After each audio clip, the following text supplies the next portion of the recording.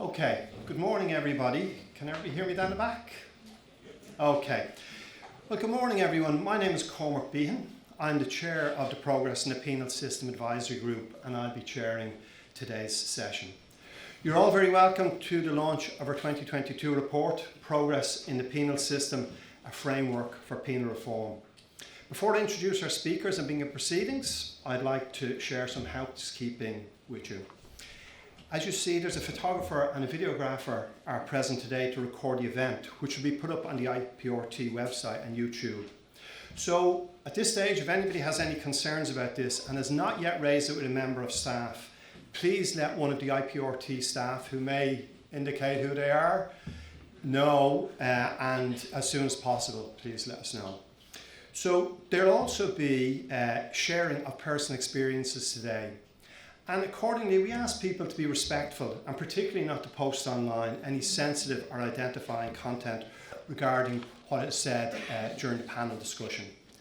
That said, where people are sharing more general content related to the event, you can tweet hashtag PIPS 2022 or tag at IPRT on Twitter or at Irish Penal Reform Trust on Instagram or Facebook to join in the conversation online.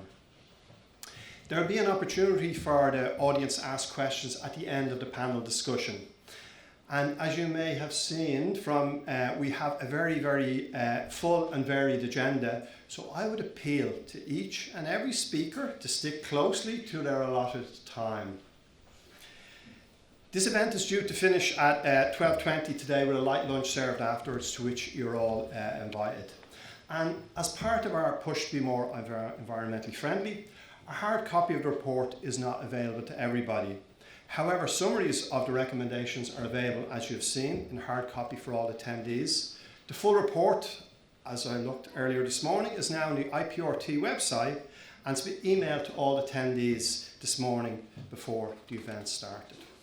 So, to open today's event, I'd like to introduce His Honour Judge Paul Kelly, President of the District Court.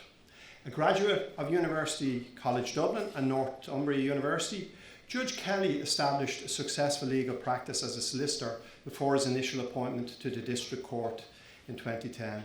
And then, in March 2021, Judge Kelly was nominated to his current position as President of the District Court. So I'd like to ask you to welcome Judge Kelly to introduce our launch today.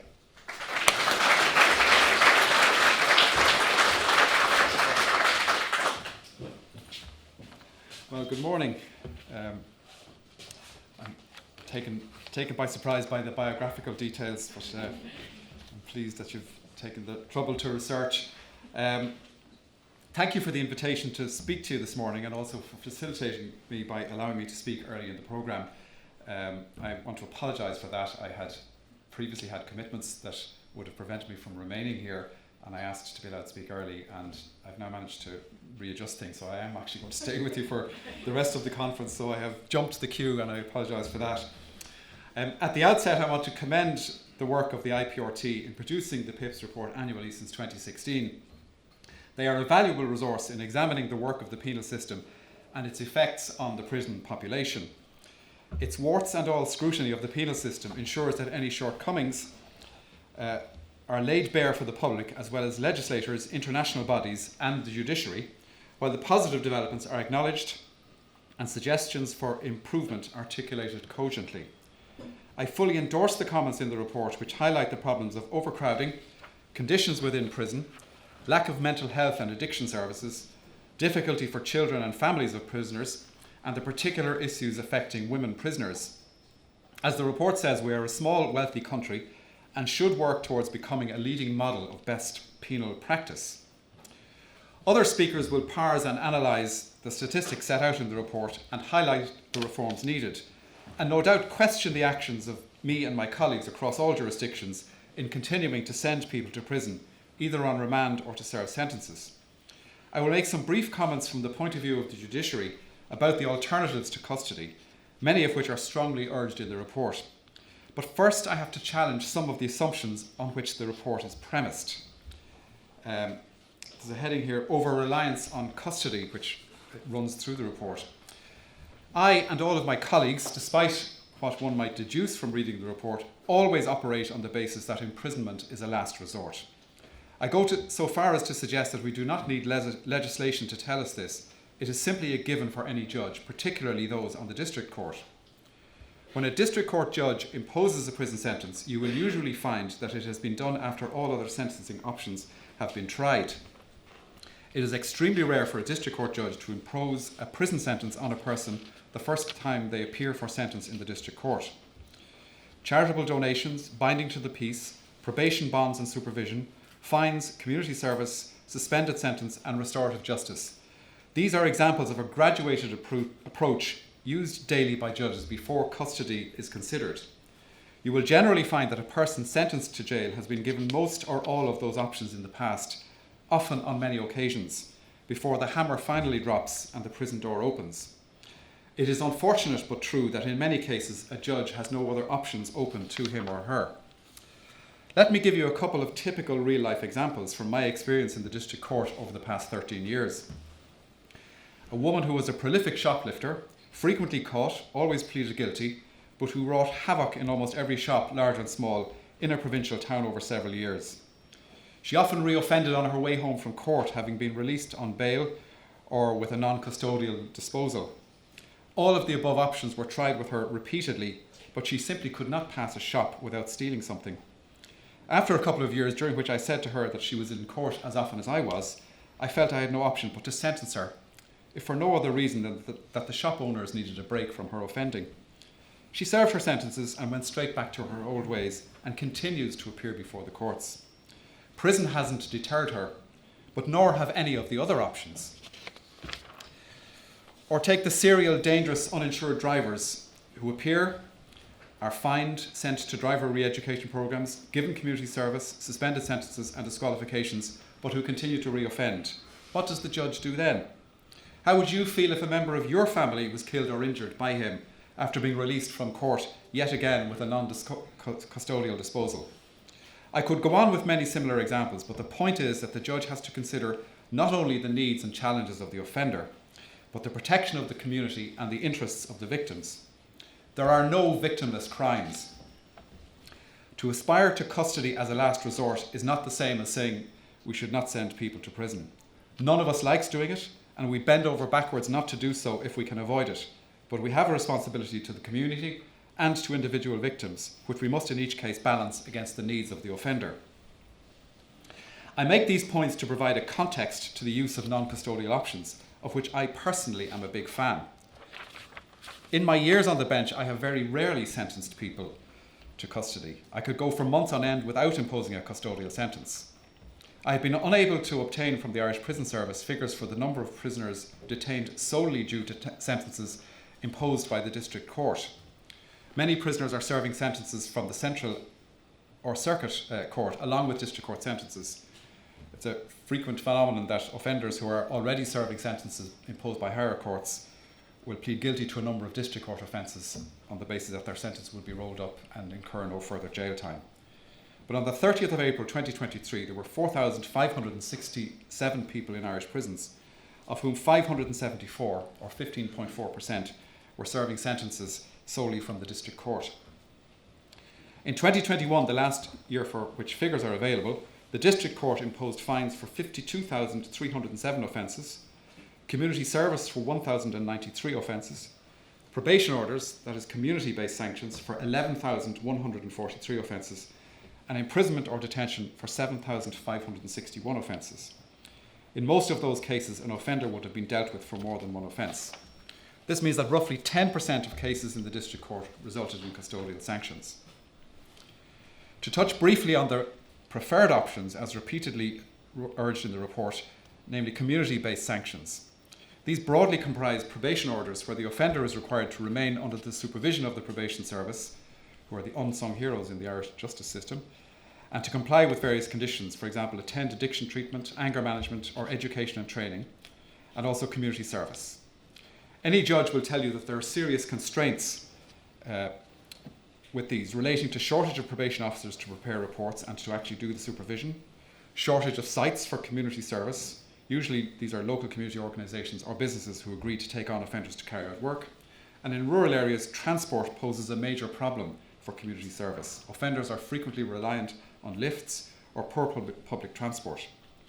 Physical and mental health issues can prevent an offender from being capable or suitable for doing community service, as can addiction. That said, community service is working well. In 2021, 203,306 hours of community service work were completed in lieu of 713 years in prison, resulting in over €2 million worth of unpaid work for the benefit of communities. That's courtesy of the Probation Service Annual Report of 2021. Despite interruptions of COVID restrictions in 2021, towards the latter half of the year, community service, quote, continued to deliver positive social, economic and environmental impact on towns and communities across the country. €80,335, this is according to the IPRT, is estimated to be the cost of keeping a person in prison for a year. So by my calculation, community service also saved the state €57,278,855 in 2021 through the use of community service.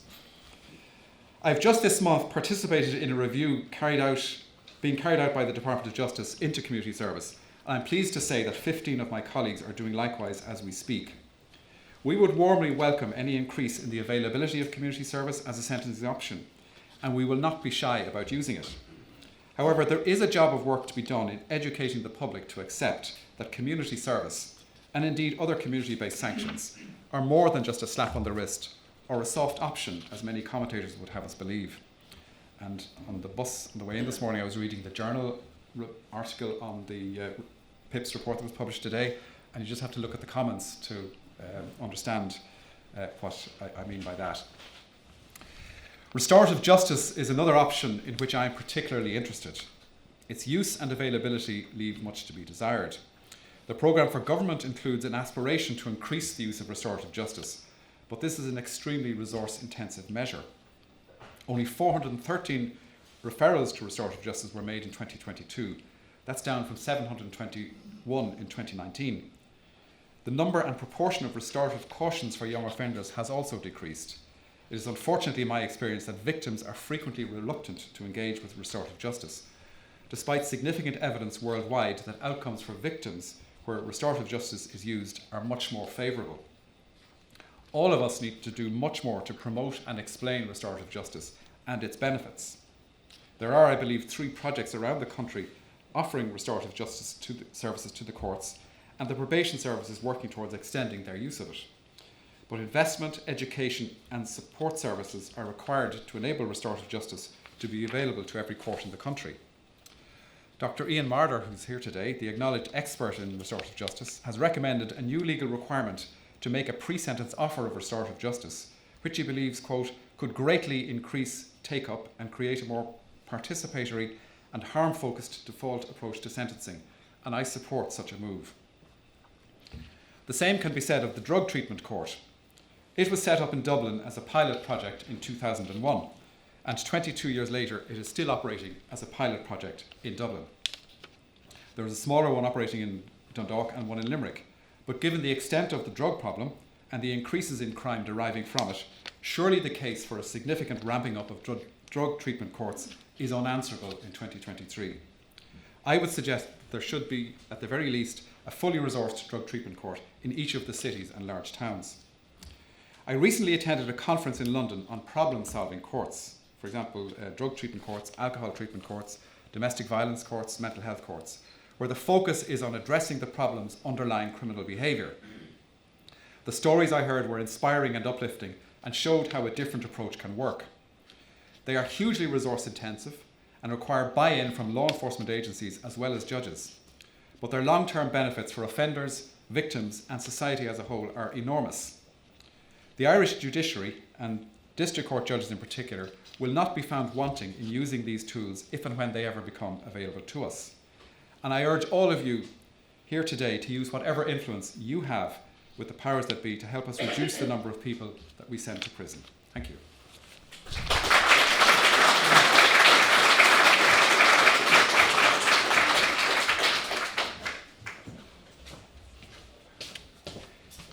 Thank you, Judge Kelly, for some very interesting and incisive points that I'm sure will be dealt with by Pamela and throughout the course of our discussions. So next, I'd like to introduce Pamela Drumgoole to introduce some of the key findings of the Progress in the Penal System report. Pamela has led and authored the report being launched today.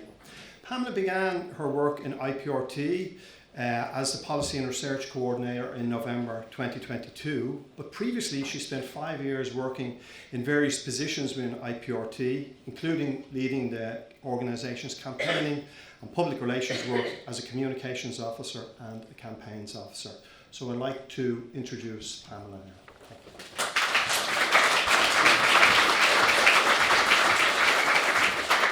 Thank you, Cormac, for the introduction, and it is a tough act to follow following Judge Kelly, so I'm going to ask you all to just bear with me for 15 minutes. So I'm delighted to be here to present Progress in the Penal System 2022, or PIPS as it has become known to us. I'm even more delighted to be able to do so in a room full of people who are so invested in seeing the vision of PIPS materialised and who have the ability to deliver on that vision. So thank you all for joining us this morning. So what I'm going to do today is talk you through very briefly what PIPS is and the approach we took to PIPS this year before I move on to some of what we learned about the operation of the penal system this year. I'm going to focus on 3 specific PIPS standards and then I'll leave you with some final reflections. So while many of you, I suspect, will be very familiar with PIPS, for anybody who isn't, I'm going to give you a very condensed 3-sentence description of what it is. So PIPS was established in 2016, originally intended as a 3-year project, designed to do exactly what it says on the tin, track progress in the penal system. IPRT developed 35 standards based on international human rights and best practice, from which developments would be tracked with the expectation that over time we would not just meet these standards but exceed them. In short, PIPS has created and maintained a system where the national situation in the penal system is independently tracked and analysed on an annual basis. As Cormac has said, you'll all have received a digital copy of the report this morning, but you'll hopefully have a summary document in front of you, and if not, let one of my colleagues know and they'll drop one down to you. So moving on to the approach we took then to PIPS 2022. So this edition of PIPS focuses on 28 of the 35 standards. So this was for several reasons, but the largest deciding factors in this were internal capacity and challenges with accessing information. This edition places a detailed spotlight on women in the penal system, and this was informed by group sessions with women who were at various stages of contact with the criminal justice system, and we are incredibly grateful to those women for inviting us into those conversations. In previous editions of PIPS, we relied on specific metrics called indicators to benchmark progress. However, this report removes these indicators, and the reason for this is because over time, some of the indicators were no longer timely, and in some instances, it was very challenging to find data under the indicators, so the information was very sparse. And then finally this year, where possible, we have assigned 1 key action per standard to narrow the focus of the stakeholders to the areas that we believe are most in need of development. So before I move on to looking at the standards and the assessments, I just want to acknowledge on behalf of IPRT the continued openness and engagement by all of the stakeholders in this project. For another year, state agencies have been incredibly helpful with providing data to us where it isn't already publicly available. However, challenges with accessing quality and up-to-date data remain the biggest barrier to the production of PIPS on an annual basis. It would be much easier for IPRT and for the stakeholders involved if greater levels of data were made publicly available. In some cases, great work is already happening in collecting and maintaining this data, but it's not being regularly published. So moving on to the assessments, the bits that everybody waits for every year. This year, of the 28 standards we assessed, we have rated 4 as progress, 5 as regress, 8 as mixed, 9 as no change, and in 2 cases there was insufficient data to make a comprehensive assessment. You can see an overview of the standards that received each rating in your summary, but given the time this morning, I'm going to look at 3 select standards just to give you a bit of an insight into PIPS 2022. Where IPRT sees progress towards the vision of PIPS, we are very happy to call it out and to encourage it. In 2022, one example of this was in Progressive Penal Policy, Standard 1. There were a few highlights under this standard in 2022. For example, the Department of Justice's vision for penal policy in the years ahead was consolidated in the review of policy options for prison and penal reform. The review identified 6 priority policy areas designed to reduce reoffending, support assistance, avoid overcrowding in prisons, and reduce reliance on custodial sanctions, as Paul Kelly spoke about earlier. It also contained an additional focus on areas such as developing restorative justice, another shout out to Ian, I suppose, when he's here, and expanding access to spent convictions, and this was very much welcomed by IPRT. 2022 also saw the publication by the Department of Justice of its first ever criminal justice sectoral strategy, and this strategy is designed to develop a shared vision of a more joined up criminal justice system, which is very much welcomed by us. And particularly in this strategy, we really welcomed a focus throughout on the collection and use of data. Finally, the final report of the high-level task force on mental health and addiction was also published in 2022. While the recommendations in this report are explored in more detail under Standard 13, it would be remiss not to discuss them here as well because of the relevance of this report to progressive penal policy. Keeping people who can be better supported elsewhere out of the penal system or out of the criminal justice system entirely would be a significant step in Irish penal policy and would have huge impacts on the delivery of services and access to services in the penal system. Aside from these big developments in the areas of penal policy, 2022 also saw the welcome publication of additional research by the Department of Justice and the Probation Service, as well as several public consultations to inform policy development. However, while we have rated this standard as progress, action on previous policy commitments has been less forthcoming, so implementation will be crucial to future success under this standard. We continue to call for the full resourcing and implementation of the review of policy options for prison and penal reform. Many of the actions and recommendations detailed in this report are not new. Some of them have existed for decades. So we really need timelier and more committed implementation of actions and commitments if we don't want to find ourselves standing here again in another decade. Despite sweeping policy commitments focusing on the sparing use of imprisonment, it was disappointing to see an increase in the prison population during 2022, with this rising further into 2023, as I'm sure many of you have seen reported in the media in recent months.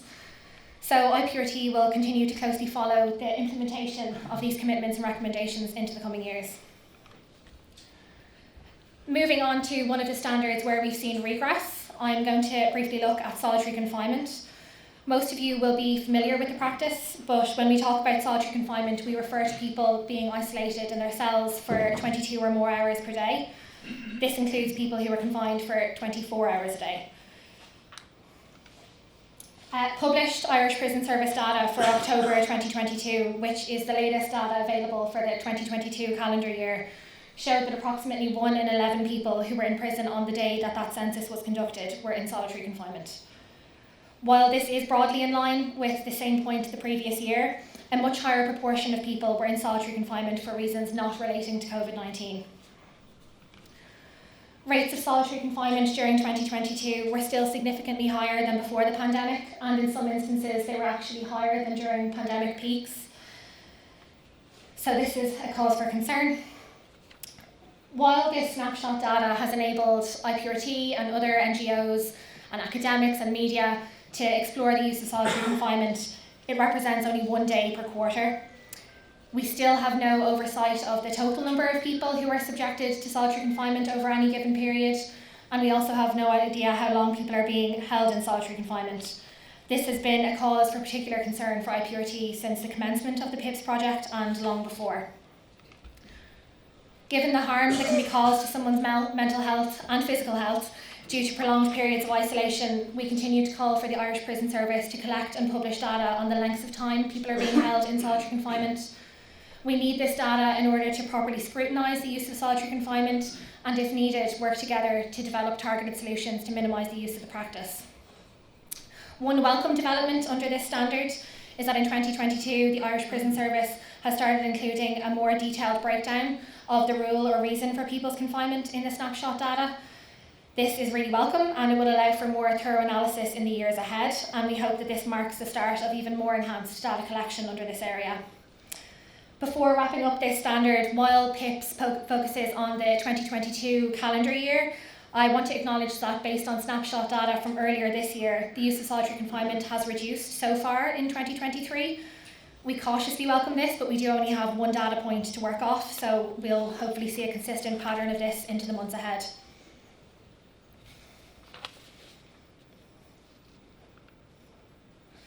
So moving on to where we have seen no change, I'm going to briefly look at our spotlight standard, women in the penal system. As mentioned earlier, the standard was informed by women who have experience of the penal system, and the topic is covered in much greater detail in the full report, so I'd encourage you to particularly read that section. While there have been some developments to improve the experience of women during 2022, ultimately we found that there was no significant change towards achieving the vision of PIPS under this standard. Female committal rates continue to be much lower than only a short number of years ago, which is positive, but there is a persistently high number of women in prison on a daily basis. Because of this, the challenges of overcrowding were felt particularly harshly by women in the penal system. With 3 exceptions, the prison with the highest occupancy rate at the beginning of each month during 2022 was Limerick Female Prison. At the end of 2022, the average occupancy rate across all prisons in the prison estate was 99% of the Irish Prison Service bed capacity, but for women's prisons this stood at 112% in the Docus Centre and 154% in Limerick Female Prison. Despite women making up approximately 4.5% of the average number of people in custody in December 2022, women made up 13% of all instances of mattress use during that month. There were 320 instances of women sleeping on mattresses on floors in December 2022.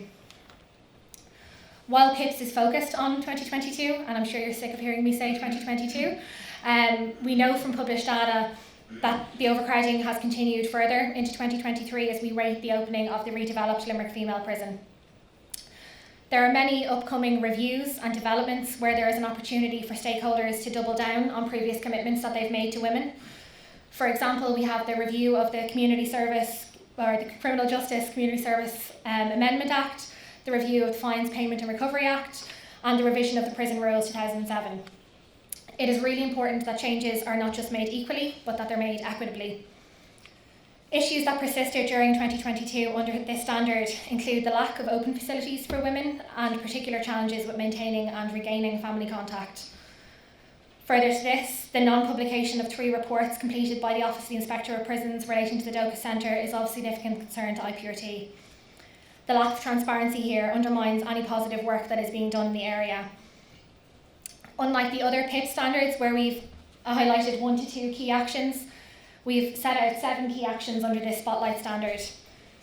In particular, we're calling for the Oireachtas Joint Committee on Justice to carry out a specific examination on women in the penal system. If we are to make progress, we need a dedicated look at this issue beyond any one agency. An examination could explore progress to date in addressing female offending, seek to find ways to reduce the number of women in custody, and could directly engage with women who have experience of imprisonment on their views. Quite often, looking from year to year, it can be quite difficult to see progress in the penal system because some things take a long time to change. But there are many areas that can't be quantified in numbers, but when you do look back at some of the available data from when the PIPS project commenced until now, you can see a huge reduction in slopping out, a halving of the total number of committals to prison, a drop in the proportion of female committals, and an increase in resourcing of oversight. However, while these successes should be acknowledged, they don't detract from the harsh realities that continue to be experienced by many people in prison. Several concerns remain for IPRT, all of which are focused on in greater detail in the report, but chiefly among them we're concerned by the proportion of people who are sentenced committals on short sentences, the significant delays in rolling out the new complaint system, significant waiting list for access to rehabilitative services, including addiction services and psychology services, and the increase in the proportion of people toileting in the presence of another person. Further, the absence of regulations necessary to extend eligibility for parole to those serving long-term sentences is another cause for concern. So, to conclude, Ireland's penal system, discrete areas of progress aside, continues to fall short of what PIPS strives for it to be. The 3 standards and their associated actions that I've highlighted today are examples of what we need across the criminal justice system. Implementation of previous commitments, stronger data collection and publication, and improvements targeted at particular cohorts who are at risk of discrimination. We hope the key actions that we've identified in PIPS 2022 will be considered by all of the stakeholders for progression during this year and next. Despite the slow pace of change in some areas, IPRT still believes that having a world-class penal system, as was referred to earlier today, is not beyond the realm of possibility. That concludes my presentation. I wish I had more time to go through all of the standards, but I strongly encourage you to engage with the report. Thank you.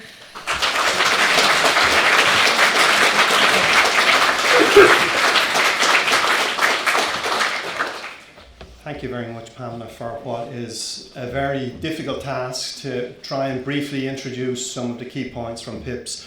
But I think in particular, Pamela told me just before we started that this was her first time presenting to a group, so I think that gives added impetus to what you're doing this morning. So we're now going to have a panel discussion where we have a number of invited guests to share their thoughts on PIPS, the penal system and the wider criminal justice system. So I'd like to invite all the members of the panel to come up and join me here, and then we'll get started. Okay, so for this part of our lunch, what we're going to have is a discussion where each participant has been asked to prepare to speak for 6 to 7 minutes. I know some are keen to maybe address standing up, some are keen to address sitting down, so it's a personal preference for each individual. And then we will have some time afterwards for a Q&A and a discussion from the floor. To start off, our first panel speaker is Caron McCaffrey. Caron is Director General of the Irish Prison Service. Prior to this, Caron worked in the Department of Justice, Equality and Law Reform before transferring to the Irish Prison Service in 2006. Caron was promoted to Director of Corporate Services in 2008 and had responsibility for several portfolios in the intervening period. Caron was appointed Director General of the Irish Prison Service in 2018, so I'd like to invite Caron to share some thoughts today.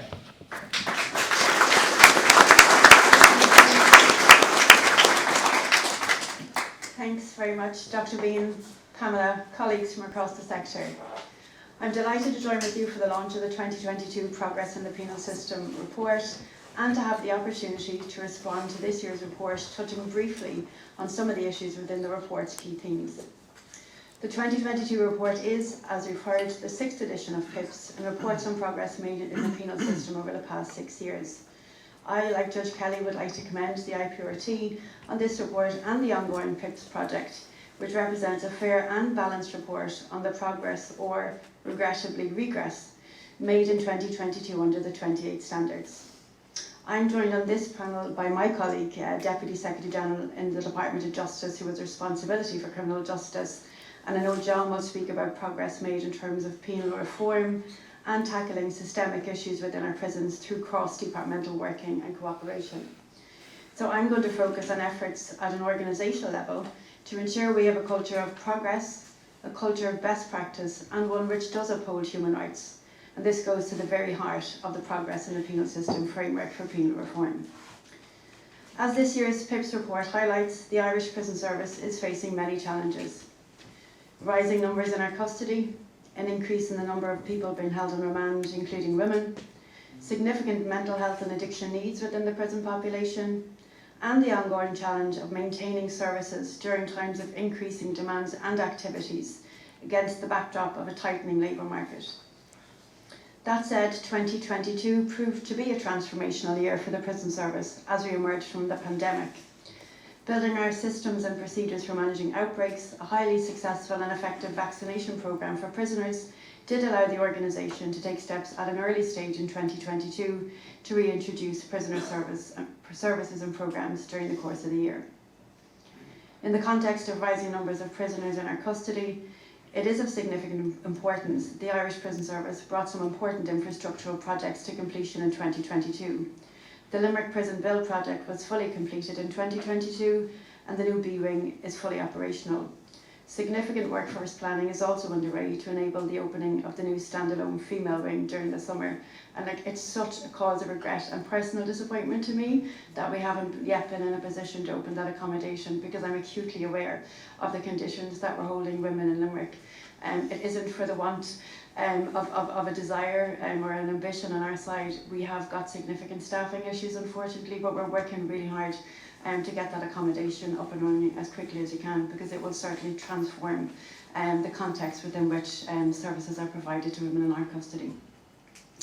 Another very important project in 2022 was the reopening of the training unit as a repurposed location for older male prisoners, and that's now fully operational and occupied. Our 2019 to 2022 strategic plan has come to an end, and much has been delivered in terms of our ambition and our vision for a safer community through excellence in a prison service built on respect for human dignity, including significantly strengthening governance and accountability, improving prisoner services in the prisoner journey, and enhancing the safety and security of our prisons. Some of this progress is reflected in the standard assessed as having achieved progress in today's report. We are now finalising our new strategic plan, and it comes at a critical time. On the 1st of July 2022, Minister McEntee announced government approval to establish the Irish Prison Service as a full statutory agency of the Department of Justice. The establishment of the organisation as a statutory agency acknowledges the critical role the Irish Prison Service plays in the criminal justice sector. As the service prepares to go forward on a statutory footing as a scheduled office under a government-appointed board, we are continuing to strengthen internal controls and governance arrangements to support corporate capacity and maintain and ensure consistency, transparency and accountability for the services we provide on behalf of the state. With that in mind, the next iteration of our strategic plan will focus on a number of themes to support our aims to consolidate and increase the service capacity to people in our custody, to make our services more accessible, and to continue collaboration with our stakeholders and partners to progress penal and public service reform. A key driver in many of our successful initiatives and modernisation programmes, particularly during the pandemic, was the harnessing of technology. In February 2022, the Irish Government launched a new national digital strategy, Harnessing Digital, the Digital Island Framework, to drive and enable economic and societal change. Our work in this area is also aligned to the criminal justice sectoral strategy, and particularly Pillar 3, Data as a Driver. Digitalisation will form a key pillar of our new strategic plan. Digitalisation of our services, from committal procedures to release, will enable transparent, tailored services, prioritising both efficiency and effectiveness in a cohesive and holistic manner. Digital is also a must for innovating educational programmes, policies and practices, and increased digital literacy will support prisoner outcomes, which of course leads to reductions in recidivism and improves public safety. Emerging innovative technologies provide the opportunity to shape the narrative for modernisation of the prison estate and its services. The service will continue to build on its development of an operational reporting and analysis capability to support being a data-driven service. Improved capability of our data analytics will facilitate improving management information in relation to trend analysis and the identification and management of risk across the service.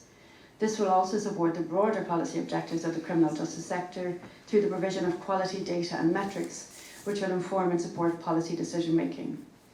I do know, Pamela, that a number of the PIPS standards could not be reported on for 2022 due to limits on the availability of information and data, and our work in this area will aim to support the full assessment of all standards set out in the framework. To ensure we have sufficient capacity to meet our obligations in terms of safe and secure custody and dignity of care, a core focus of our new strategic plan will be on capacity, with the aim of identifying short, medium and long-term capacity and policy opportunities to deal with increasing prisoner numbers. The 2022 PIPS report states, and I quote, "The importance of prison culture cannot be overstated." I am deeply proud of the respectful and positive relationships that exist between our staff and people in our care, and the organisation's ethos that our prisons are places of opportunity and hope and not places of punishment. Ensuring that everybody committed to our custody is encouraged to take the opportunity to reach their full potential is at the heart of our mission and will continue to be so. The culture of an organisation can be the strongest driver for positive change or the strongest inhibitor against it. The Irish Prison Service is facing a significant change agenda through its endeavours to modernise the estate and services, and as it prepares to be constituted and operate on a statutory basis. Our greatest asset in achieving under this change programme is our staff. Prisons are a unique environment, and continuing to embed a positive organisation culture will positively reinforce our efforts to renew the organisation at this pivotal time. As part of the implementation of our new strategic plan, the Irish Prison Service has planned a culture audit for later this year, which will have an important role in highlighting any cultural issues in the organisation and in providing a basis to proactively address any issues which may emerge. Finally, and as mentioned in the PIPS 2022 forward, the Irish Prison Service commenced a review of the prison rules in 2020 following the publication of the revised European prison rules by the Council of Europe. While delayed due to the pandemic, work was started in earnest in 2022, and significant progress in the development of a working document has been achieved. These amended rules will take full account of the European Rules 2020 and, in my view, represent a significant opportunity for making real and tangible positive progress in our penal system. Thank you.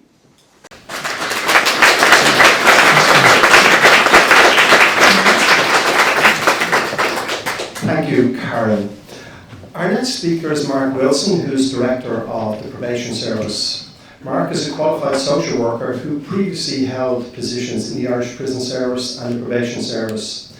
And during his earlier periods in the Probation Service, Mark contributed to setting up of the Sex Offender Risk Assessment and Management and the Joint Agency Response to Crime programmes. So over to you, Mark. Thank you, Cormac, and thank you to IPRT for the invitation to speak today, and congratulations on your report. President Kelly, thank you also for your endorsement of the service, the unsung hero, so re-emphasise that in case anyone missed it in the audience. Before I start, I do want to take the time just to acknowledge the work of Caron and her team during COVID and post-COVID, coming into the pressure that she's currently under. The dedication and advocacy for prisoners is relentless, and I just want to take the chance to say that today.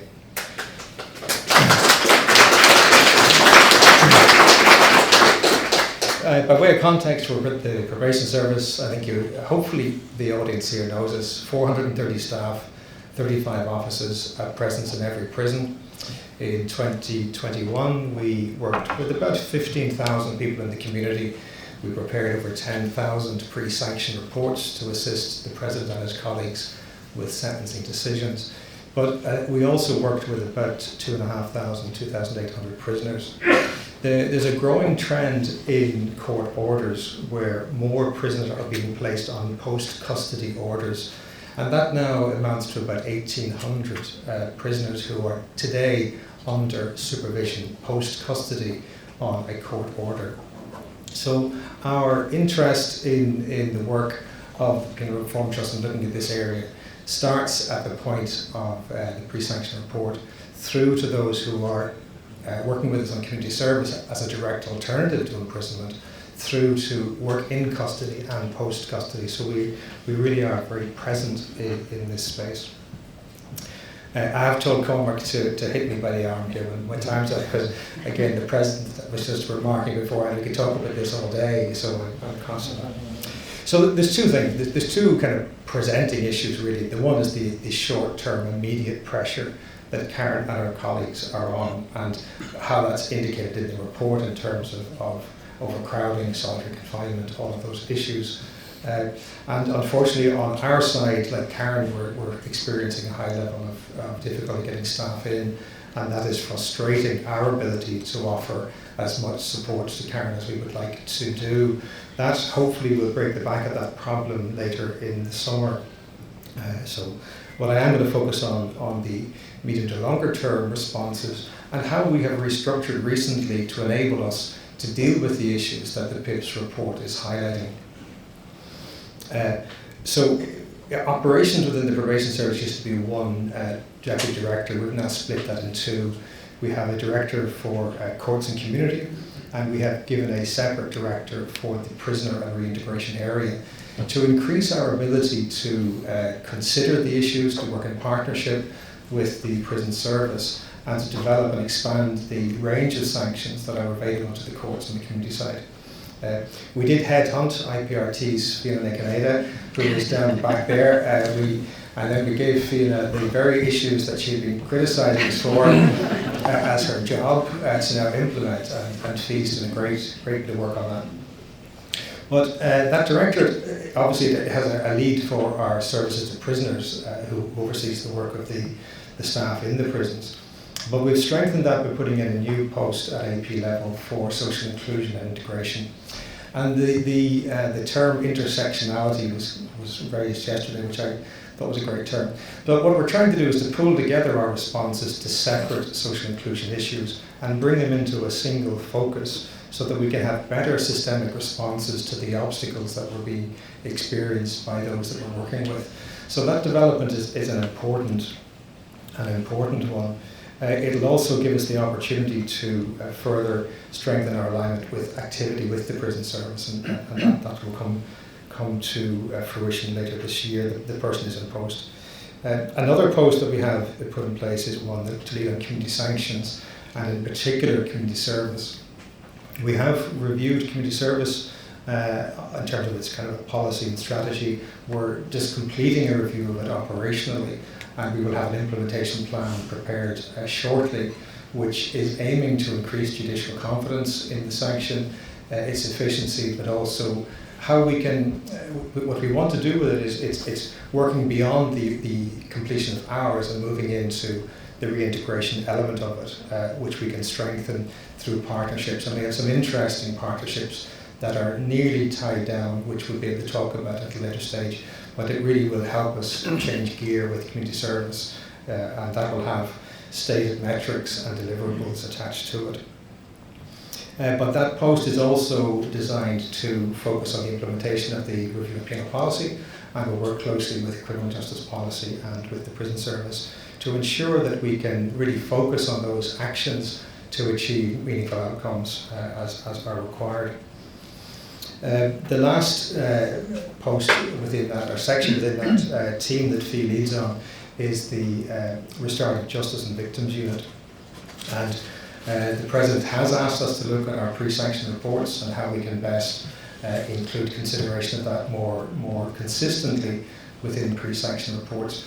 But we are also conscious of getting greater clarity, if you like, on the product that we're offering to the court in respect of how restorative matters will be dealt with, and the complementarity of the work between the probation officer intervention and the funded project intervention. And again, the President referenced some of those today. We are putting our resource into the Northwest to complement that what we call our funded project capability to support greater use of restorative justice.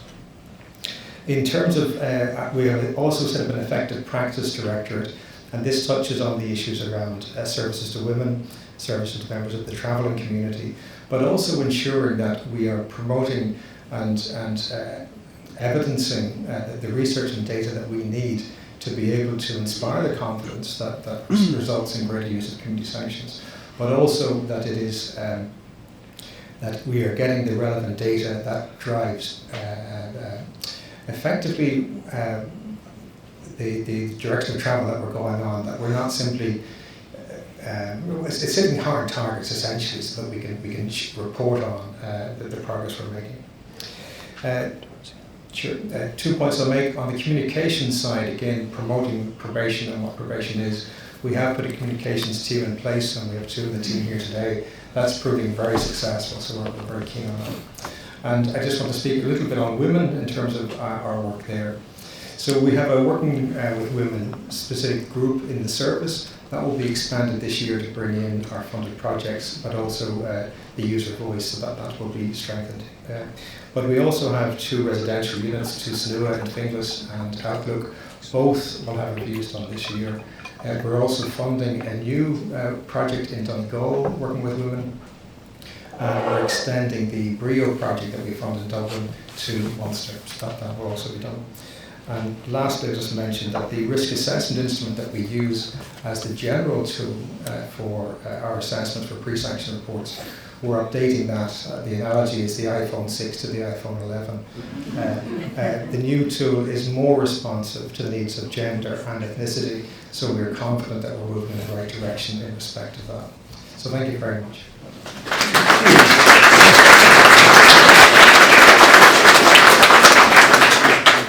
Thank you very much, Mark. Next we have Paul Grace, who is an experienced team leader at the Solas project. Paul is involved in building long-term relationships with young people at risk of being marginalised by society, specifically through education, employment and the justice systems. Paul has experience working in addiction and outreach services. We're pleased to hear from Paul today, who can bring his own experience and expertise working in community, statutory and private sectors to this conversation.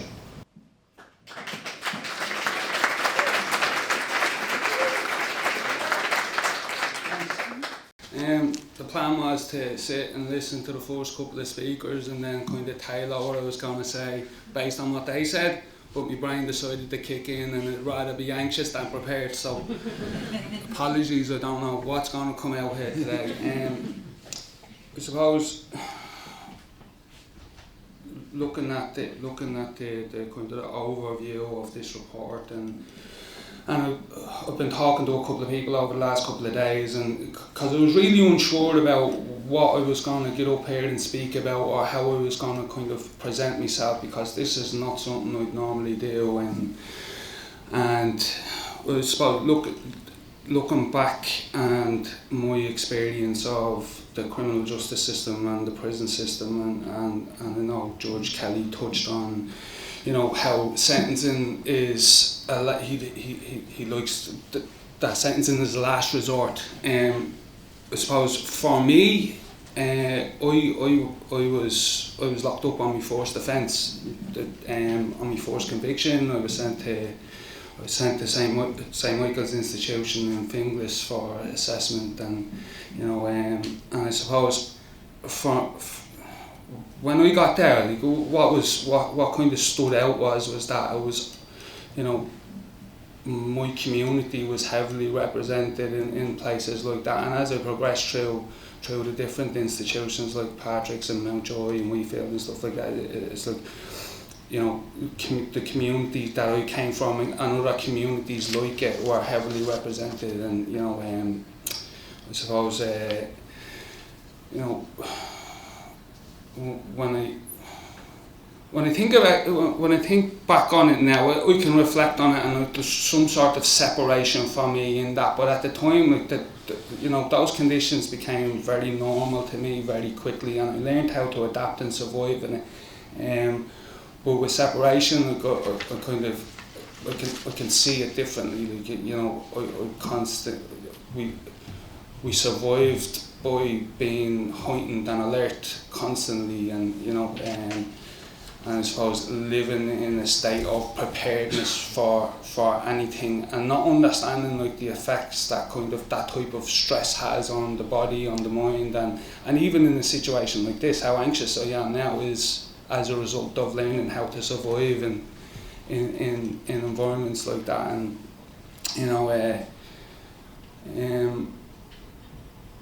looking at some of the things from the report, and looking at you know, the conditions, and remembering some of the conditions that we lived in, and you know, so that I know that there's an increase in overcrowding now in the prison system, and my experience of that, you know, there were times where there'd be 8 to 10 of us sleeping on the floor of a holding cell on mattresses, and you know, or being in the basin Mountjoy with 3 or 4 to like a single cell, or you know, I was talking to someone the other day about there was a cell on A1 in Mountjoy called the Caron, and it had 3 sets of bunk beds in it, and then you'd probably have 2 or 3 people as well who were sleeping on the floor, and at that time there was no toilet facilities, or so we shared a pot that we used as a toilet,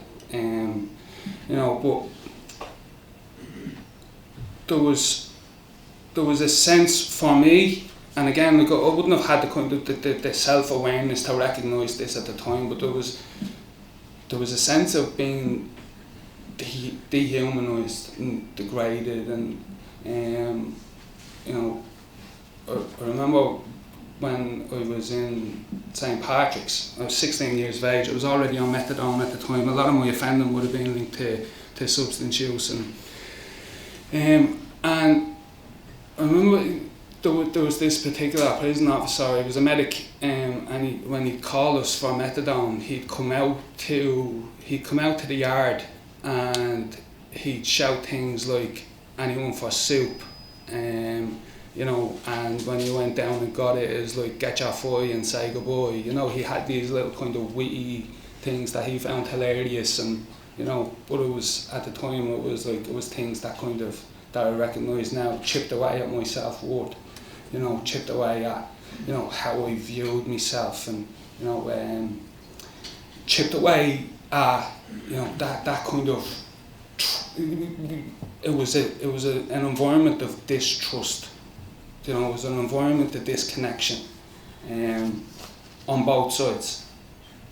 So, you know, and that kind of that was a common theme throughout. And I was listening to a podcast a while back, and it was the former Governor John Lanigan on it, and he was talking about this type of stuff, and he was talking about you know, how he tried to treat people with dignity and respect, and you know, the positive interactions that I had with prison officers in prison were based on the fact that they treated me with dignity and respect, because my experience was that's, you know, when I'm met with judgment, when I'm met with exclusion, when I'm met with that kind of, you know, distrust, and that's how I respond. That's what I'll give back. And the most positive interactions, or the most positive kind of relationships that I had, there was still that element of us in them. There was always that was there as a culture, but there was, you know, the most positive ones where, you know, where I'd go to the school and the teachers would actually treat you like a person, and you know, or prison officers. There was a time when I was on remand, and I was in Wheatfield prison, and I was in for something I didn't do that time. And I'd said that throughout, like I said, I didn't do this, like, and I was on remand for quite a while, and the majority of prison officers would be like, you know, many people in here that were innocent, and you know. But there was one prison officer that never actually questioned me. I don't know whether he believed me or not, but he never actually questioned me. And I came back from the court on the day that the case was dropped, and that prison officer came over to me and he shook my hand, and he was so happy for me, and you know, and it was like, I was kind of taken back by that, and I didn't know what to do with that. Yeah.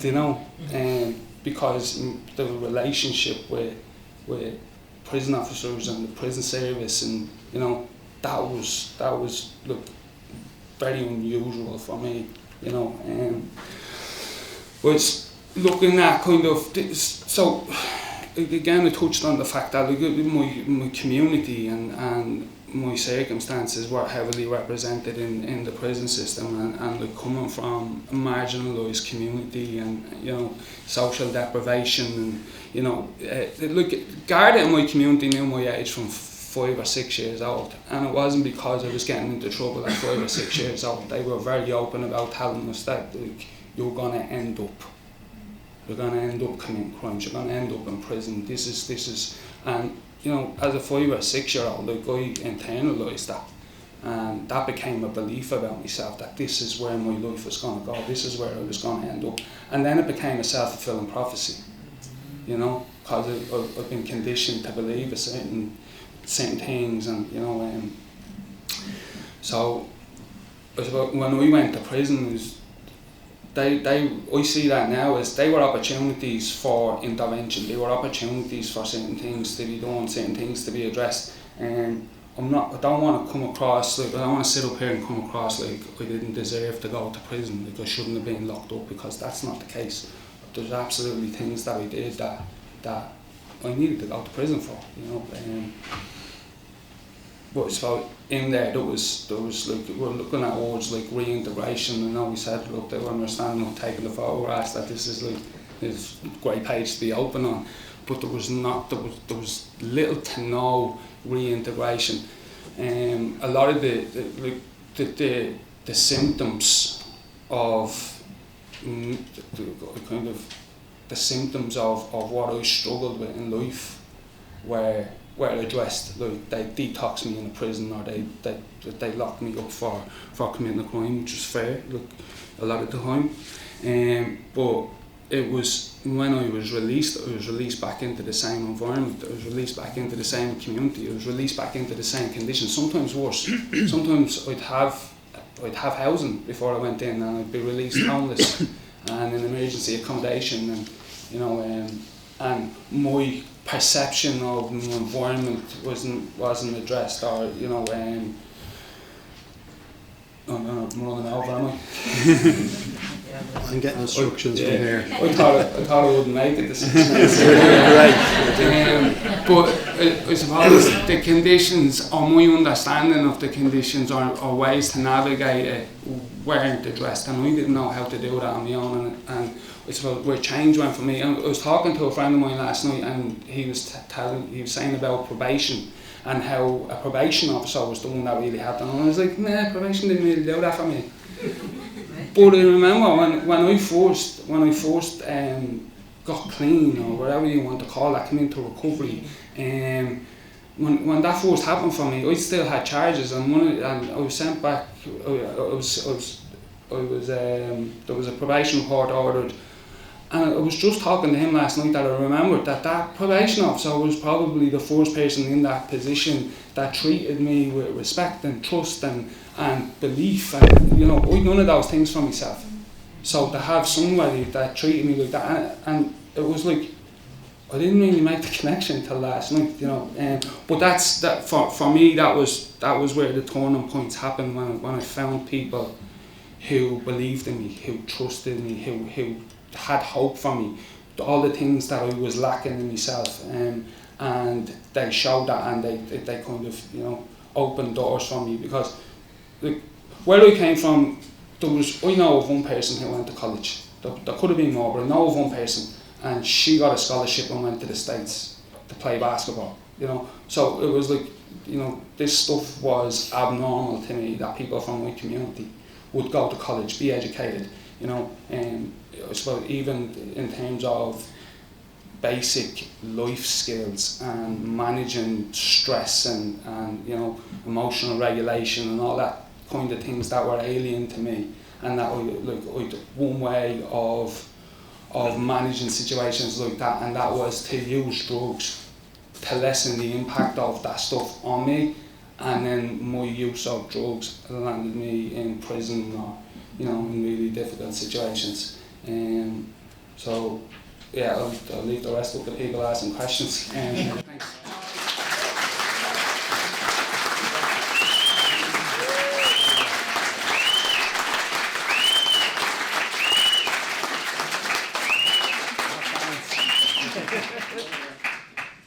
So he's got the fan club Have now. fans now.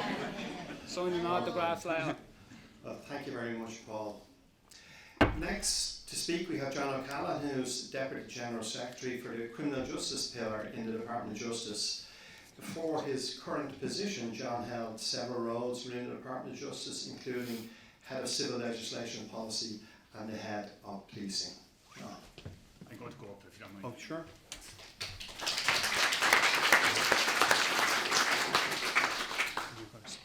Well, no, is it the afternoon? It's not yet. Good morning, everyone.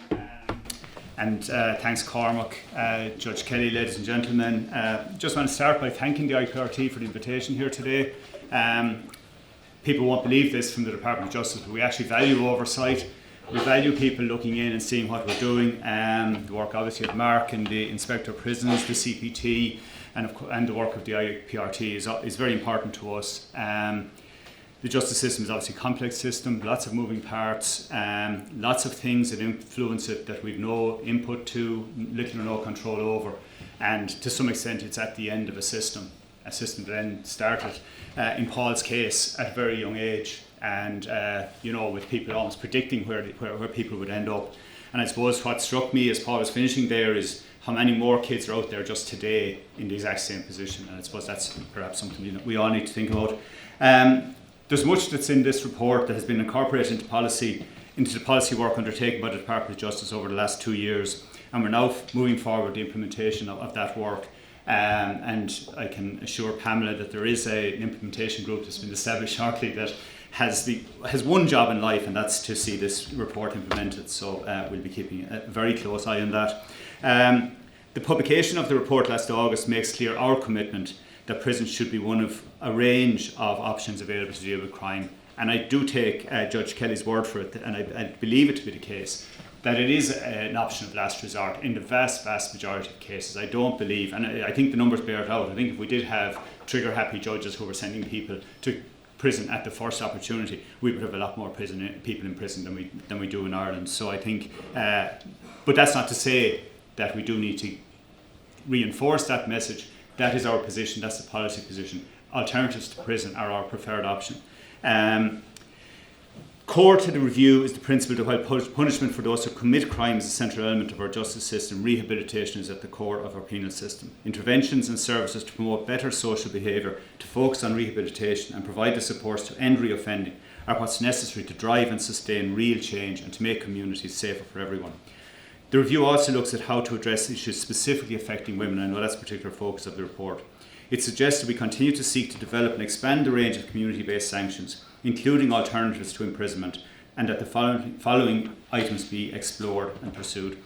If efficacy and value of a bail supervision system for female, young adults and other marginalised persons, the feasibility of providing a structured rehabilitative response for women, the introduction of weekend non-custodial sentences, and that we build on the joint prison probation service strategy and effective response to females who offend, and incorporate the recently developed towards a best practice approach to working with women who offend. If we are to succeed in reducing offending patterns, we have to look beyond the criminal justice system, as I said earlier, to things like health, education and employment. We know that a significant number of people who end up before the courts have addiction issues. We know the relationship between substance abuse and offending behaviour, and we know that addressing addiction issues is key to breaking the cycle. We also know that a significant number of people committed to prison have mental health issues. From this perspective, the implementation of the recommendations made by the high-level task force, which considered the mental health and addiction challenges of those who come into contact with the criminal justice system, will be instrumental in creating systems and care paths that focus on the root causes of people's behaviour. The task force established 3 subgroups composed of experts from various disciplines and was chaired by high-ranking officials from the criminal justice system, but importantly with health leads represented and contributing. This was vitally important to this work, as the recommendations made by the task force require an all-of-system approach beyond the criminal justice system and into healthcare services and community supports. When implemented, these recommendations will divert people away from the criminal justice system where appropriate, while supporting them in their rehabilitation from addiction and in the recovery and management of their illness. They will build on existing best practice to ensure adequate provision of services and sufficient safeguards to support rehabilitation and true care from custody to the community. Implementation of both of these important policies is a priority for the Department of Justice, and we will continue to work with our colleagues from the Department of Health and other colleagues to introduce the changes needed. For completeness, I mentioned a piece of work complementary to that of the task force, the report of the first ever Health Needs Assessment for the Irish Prison Service, which was recently published by the Ministers for Justice and Health. This independent review of the current and future delivery of appropriate provision of healthcare services to people in custody sets out a number of recommendations for the optimal development of healthcare services in the prison service. I mentioned these 3 comprehensive and complementary pieces of work to show that we are focused on the individual health needs of those who come into contact with the criminal justice system. We know the importance of ensuring that adequate healthcare services are accessible to all individuals, preferably intervening before a custodial sentence is imposed. Within the custodial setting, we want to develop formal pathways between the prison service and the wider health system, and are working with the Department of Health and the HSE to achieve this.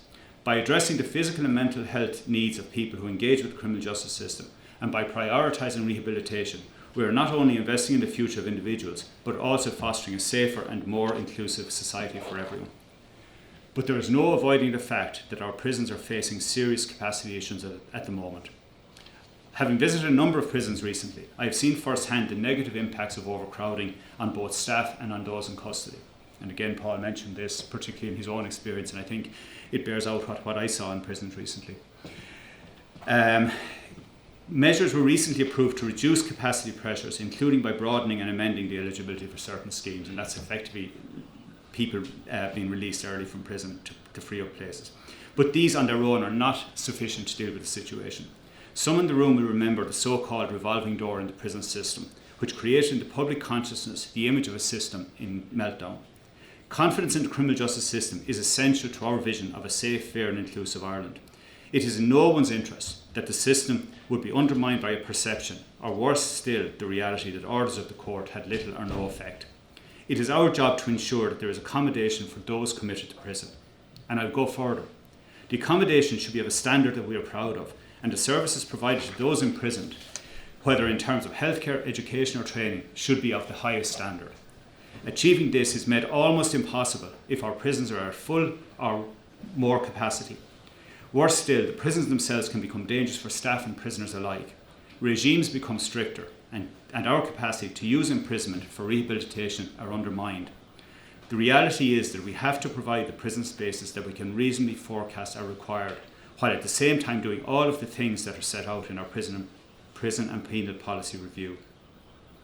The Department is and will remain committed to progressing the comprehensive policies that I've outlined, which are aimed at diverting people away from the criminal justice system where possible, and at better supporting those who are given a custodial sentence by the court. I can assure you that we will continue to work with colleagues across government and with stakeholders to help bring us towards a system that is built on rehabilitation, on supporting individuals to address the underlying cause of offending, on reducing recidivism rates, and on ensuring that everyone's human rights are protected.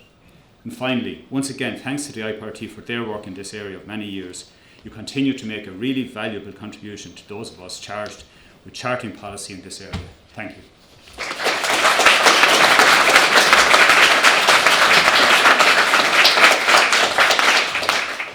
Thank you, John.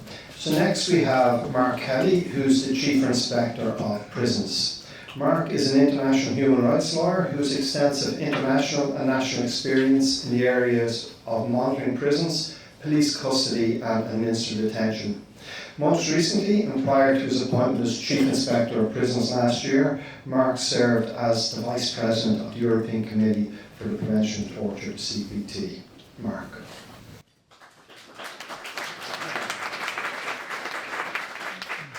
Well, good morning, and thank you very much to the IPRT for the possibility to be here, and also to the Human Rights and Equality Commission for making this space available. The PIPS report is a very significant contribution to discussions about reform in the penal system in Ireland. But this year's report is important not only on its own merits, but also because this is something that the IPRT has now been doing for a number of years. And Mark Wilson spoke about the fact that he's been successful in poaching FE to come and work with his service. And we've been very fortunate in the inspectorate that we succeeded in poaching Inspector Michelle Martins, who's with us this morning, who is a former lead author of the PIPS report for the IPRT. So you can be assured that we will pay the closest possible attention to this report in our office and in our inspectorate. But PIPS, I think, properly understood, and it's there in the subtitle of the report, is a framework for penal reform, a little like the framework for the inspection of prisons that we use in the inspectorate. And I think what's important about that, and I was very struck by that when Pamela was speaking about it, is all of this data and all of these individual indications have their importance and their significance, but you need to have the capacity then to take a holistic view of what they mean and to interpret them. So I just wanted very briefly to talk about three major issues that are preoccupying us in the Inspectorate at the moment. And building really on what Paul Grace was saying, to say a little bit more about what those issues actually look and feel like in practice when you're in Irish prisons at the moment. And the three issues are overcrowding, the mental health of prisoners, and access to education and training. On overcrowding, one can put a figure on the screen, 145% overcrowded or whatever it might be. And it's easy to understand that the prisons, the system as a whole is over capacity at the moment. But there are at least three locations within the Irish prison system at the moment where the conditions in which people are being held raise issues under Article 3 of the European Convention on Human Rights. One of them, the Director General has already alluded to, which is the situation of women in Limerick prison. And it's encouraging to think that the very impressive new facility for women in Limerick may be open rather soon over the summer. I certainly hope that will be the case. But there are other locations where there isn't a brand new, very impressive building sitting there, which, when staffed, can alleviate the problem. We've just finished with my colleague Dr. Ciara O'Connell, who's also here this morning, an inspection of Clover Hill Prison. And the conditions for men in Clover Hill Prison, 4 men in a 3-man cell with one unpartitioned lavatory, certainly also fall into the sphere of concern where Article 3 is concerned. Mental health.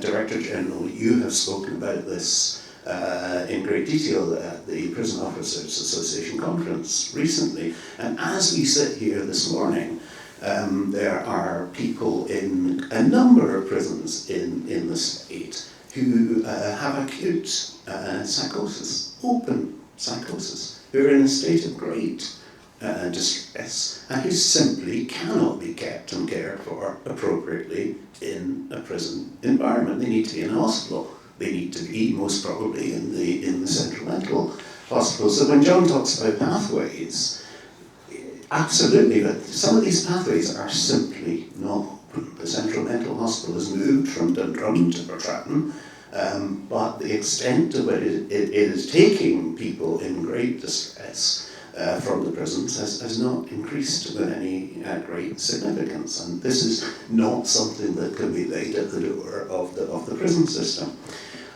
Access to education and training. There are some fantastic things happening in the prisons where this is concerned. Amazing catering courses in Cormac prison. I'm quite sure a number of people are watching Gaelic in the Joy at the moment. Access to sport, team building, etc. And these are tremendous things, but the reality is still that they're available to a very limited number of people. Clover Hill again, fantastic efforts to keep the school open. The school is virtually never closed in Clover Hill Prison, unlike in certain other prisons, but only about 10% of prisoners at any one time actually have access to it. So these are amongst some of the three big issues that we're focusing on in the Inspectorate, and of course also the situation more generally of women in prison, which the PIPS report covers so well. They're real and they're pressing, and they require not just a whole criminal justice system response, but, and I know that the Department of Justice is acutely aware of this, an interdepartmental response, especially in relation to the involvement of the Department of Health and the HSE. Then, just about 2 quick comments. I thought this audience might appreciate a quick word on what we have been up to recently in the Inspectorate and a look at the future. Since October, November last year, we have activated a programme of full unannounced inspections of prisons in Ireland. These are inspections that take place under our framework for inspection, which looks at respect and dignity, safety and security, health and well-being, rehabilitation and development, and also resettlement, so a crossover with probation-related issues. And so far we've done 3 of those inspections in Mountjoy just before Christmas, in Cork in the early part of this year, and just yesterday we finished another full unannounced inspection in Clover Hill. And the fact that we've done 3 of them in quite a short space of time, I'm hoping will also give us the capacity as we finalise the reports to look across the system and look for issues that are transversal and make recommendations that are not just to the individual prison, but also to you, Director General, and to the Minister, where that's appropriate. And in addition to that, we've completed a thematic inspection of the provision of mental health in Irish prisons in 7 of the 12 prisons in the state, with the expert assistance of a consultant psychiatric specialist and a psychiatric nurse. And that report is very near to completion, and I hope will be a useful contribution to an ongoing debate in that area. As for the future, people may know that there is draft legislation at the moment, the general scheme of the Inspection of Places of Detention Bill, which is currently scheduled for priority drafting to become a real bill. And the purpose of that legislation is to expand the mandate of the Inspectorate of Prisons. It will become the Inspectorate of Places of Detention, which will mean that for the first time ever in Ireland, there will be independent inspection of detention by An Garda Síochána. But not only that, because the legislation proposes that detention by An Garda Síochána, but also prisoner and detainee transport and court holding cells will fall within the mandate of the Inspectorate as well as prisons. So what that means, the concept from our standpoint, is that a person's entire detention journey, from the moment that they're first apprehended in the street by An Garda Síochána, placed in a Garda car, driven to a Garda station, perhaps appear in court, all the way through to a potential remand in custody and or sentence, that entire journey will fall under the inspection mandate of the Inspector of Prisons, which will be really helpful, I think. Again, I come back to Clover Hill because it's the place we've been most recently, because there's this constant turnover of people through the courts into court holding cells. And it's going to enable us to look at critical issues such as what sort of proportion of people who are currently in prison really need to be there. Is there a cohort of people on no cash bail, people on €100 bail, who would be much better dealt with through the kinds of initiatives that Judge Kelly has been talking about? Could restorative justice take the place of imprisonment? Final thing I wanted to say is to IPRT, thank you very much again for the fact that what you describe as the increased outputs of the Inspectorate of Prisons is one of just 4 areas that you've highlighted as being areas of progress. That's very nice, but I think we have to ask ourselves, what is an output? I'm satisfied that we have ramped up our programme of inspections and will continue to do that. But really, I think our work becomes a real output, firstly, when it's published. And that's not something that's within our control at the moment. It will be in future. But just to give you one example, we have another excellent thematic report on education and training in Irish prisons. I sent that to the Minister on the 23rd of December last year, and it still hasn't been published. And this isn't, it's not even a terribly contentious report. The IPS has welcomed it, but it's not in the public domain. So you have to have our reports for them to be real outputs. And absolutely finally, our recommendations are only really outputs when they're implemented. And so just to echo what John was saying at the very end of his presentation there, there is very little point, in my view, in monitoring for the sake of monitoring, whether it's by PIPS or it's by the inspector. There has to be implementation of recommendations that are agreed. So, thank you very much.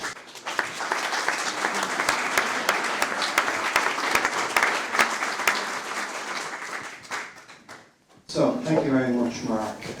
I'd now like to open the proceedings to the floor. We have approximately, I think, 15 minutes for discussion. So, if anybody would like to speak, maybe if they gave their name or organisation, if they're comfortable doing that. So, who would like to start? Hi. Hey, I'm Sandra. We have people with roaming mics. Sorry, I'm Sandra. I do BRIO, Building Recovery Units and Networks. So I go up to the prison. It's due reduced use. The women's prison. In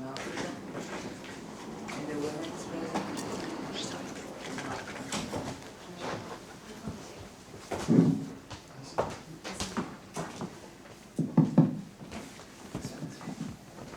I go up to the women's prison and we do reduce the use of BRIO, Building Recovery Units and Networks. And it's very bad in the women's prison. It really is. And there's mental health in it. They're not getting enough time with their kids on visits. They're stigmatised. They're thrown out the gate with white bags, see-through bags. So we asked, could they get bags that wasn't see-through to be brought up to them when they're coming out the gates, because I know what it's like. I've been there. And it's revolving doors all the time for the women, especially in the inner city. And it's horrible coming out them gates when you're in that situation.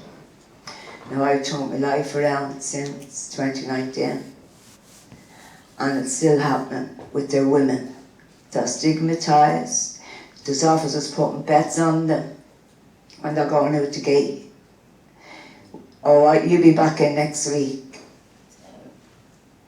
It's disgraceful going out that gate with see-through bags. They're not allowed to get cosmetics in. They're only getting basic and enhanced payment weekly. That's if they get enough of tobacco. Then they probably haven't got family out there, some of the women, that can't send money into them. So they have to live off other prisoners, which is not fair.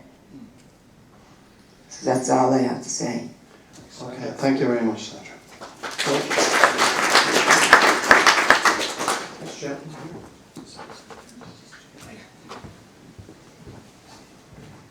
Thanks very much, and thanks very much to the IPRT. My name is Mark Ward, and the Sinn Féin TD for Dublin Midwest. So I'm also the party spokesperson for mental health and recently being appointed junior spokesperson for justice. So I'm at being on the Joint Directors Committee for Justice so in the last couple of weeks as well. So I'm here as a listening brief and a learning brief, and a really informative meeting. And I was struck by a number of things that people said in relation to just a couple of points I picked up. There's probably 3 strands I kind of picked up in relation to the prevention piece, to stop people going into prison in the first place. And I was listening to Justice Kelly when he was talking about the comments in the journal. I haven't seen them, but I can only guess. I was only speaking yesterday in the Dáil in relation to increasing the guarded diversion programmes up to the age of 25, so a way of stopping people going into prison. And the Twitter pile-on I got for just trying to do some small reform. There's no votes in this, but that doesn't bother me. But I was taken with what Paul was said as well in relation to when he comes out of prison, because that's an awful lot around people from my area. I'm from a fairly similar area from Paul, area of high disadvantage. I was actually in the Joy there myself a couple of weeks ago for different reasons. The Gaelic in the Joy, I was one of the politicians that went in and played the lads in a Gaelic match there. And I knew half the lads, and I knew half the people in the Landlands that were all ordinary name down. Lads I grew up with, some family members as well, and it's just part of the life that we were brought up in. That's the road some people unfortunately ended up on, and a lot of times through no choices of their own as well. But that piece, I think that's the big piece, is when someone leaves prison and they haven't got that wraparound support, they haven't got a place to call home, they haven't got money in their pocket. So it's very difficult for somebody not to re-offend under them circumstances. So I was wondering what the panel thought about how we put things in place to stop that happening. When somebody leaves prison, that they have these supports in place, because I think that's a really, really important piece. Thank you. Thanks, Mark. So, would any member of the panel like to reply? Yeah. So I'm struck by your comments in relation to the Dukas, and thanks for the enriched work that you're doing. We have been making steps to support women better, and I know Governor Galvey is here with me, but we've taken some small steps to support women with enhanced gratuity. We have made additional items, toiletries and makeup free of charge available on a monthly basis, so we are taking small steps, but I do accept there's small steps and there's more we can and should do to support women. And I think the point you both make is really right in terms of the through the gate piece. That is absolutely essential, and I think Paul, you mentioned it as well. You know, when you go out, that you're going out, you know, to the supports that are required. So, I mean, you know, we make sure everybody has a medical card before they're released if they're entitled to it. Everybody has a social welfare payment. But what people really need, you know, are key worker relationships within the community to provide and help people navigate. And I know Mark mentioned earlier the statistics in relation to post-release supervision orders, and just the number of people who are coming out from custody into a supportive probation environment. So I might just pass over for Mark maybe to say something about that. Yeah, thanks for that. The reintegration piece is complex. Just as an example, we have a homeless offender team in Dublin that deals with those who are, you know, homeless. That has a caseload of about 400 at the moment. And how do you start to make changes when you're essentially not sure of your accommodation on an ongoing basis? So that's kind of like the reality in which we live at the moment in terms of the housing problem. And you extend that across the mental health services, where it's not for the want of trying to put the services in place, but they simply can't get the staff in to actually deliver the services. So if you're like, in trying for us putting in place the processes that guarantee or support those transitions, we are restricted in what we can achieve by the limitations within the broader areas that John touched on earlier on. In the Task Force on Mental Health report, we in the pillar that looked at community and through care, the concept of having social inclusion managers under Sláinte care was recommended, and that would be for 50,000 of population. There would be a social inclusion manager who would straddle the justice and the health sides to be able to get greater access to primary and secondary health services. And I think that type of joined up case management, joined up communication, and you're trying to marry clinical and non-clinical interventions to better outcome really is very progressive, and I do hope we can achieve that as that plan gets implemented. Thank you. Thanks, Mark. Yeah, sure.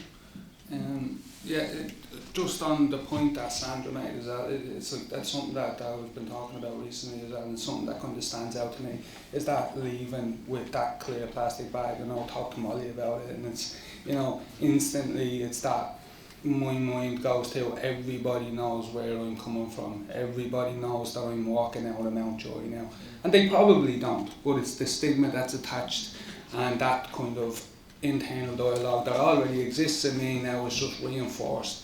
And just on market, so there is services that work with people pre and post release. You know, I did a piece with Care After Prison, who's represented here today, where we worked with in Wheatfield Prison, working on pre and post release programs for individuals coming out, and they have the CSS there and the you know, but there's not enough to cover everybody that's in there, and I suppose the community resources, you know, could be better utilised, and even with kind of peer mentor supports, you know. It's really difficult to get prison clearance if you've been in prison. Yeah. Do you know? And they're the resources that could be utilised better, using the people who have come through the system to support the individuals who are there and addressing the underlying issues.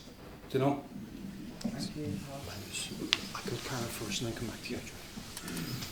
We could just spend all time talking amongst ourselves, but like we have realised, I suppose we always knew, we realised more during COVID that the peer support model works and works best for people. So we've got some really great programmes. Red Cross came into its own, the listener scheme, and we're developing a recovery programme that would be peer-led.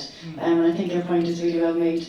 In terms of, you know, that peer model, and then hopefully that can provide employment when somebody's released. Just on the bag issue, I mean, I absolutely take that point, and I can see my colleague Governor Conroy from Midlands Prison here, who has introduced a new type of bag, David Wright, that everybody gets when they're leaving custody, and that has been rolled out nationally. So you're absolutely right, we shouldn't be sending anybody out the gate, you know, with the stigma. Or been identified by people as just having been released from custody. So that is something we've taken action on, and just to thank Governor Conroy for taking the lead in relation to that. Thank you.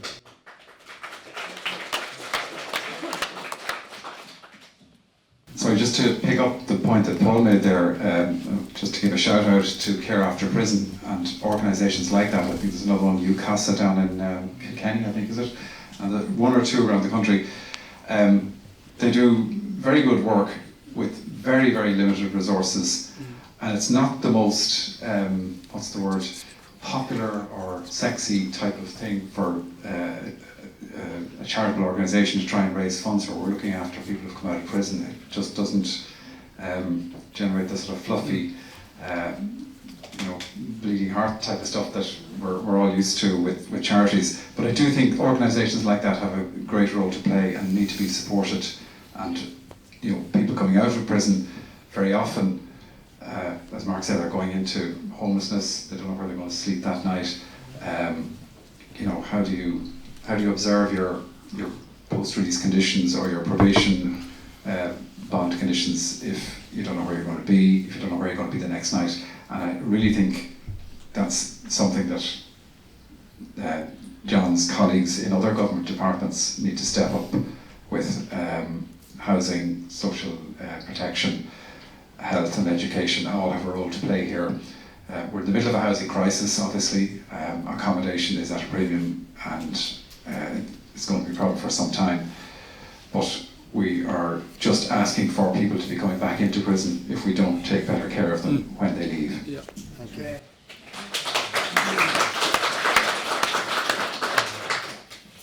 Sometimes you forget to say the obvious things. On the probation side, we have a third of our budget, 18.5 million, going to support community-based organisations that have been referenced here.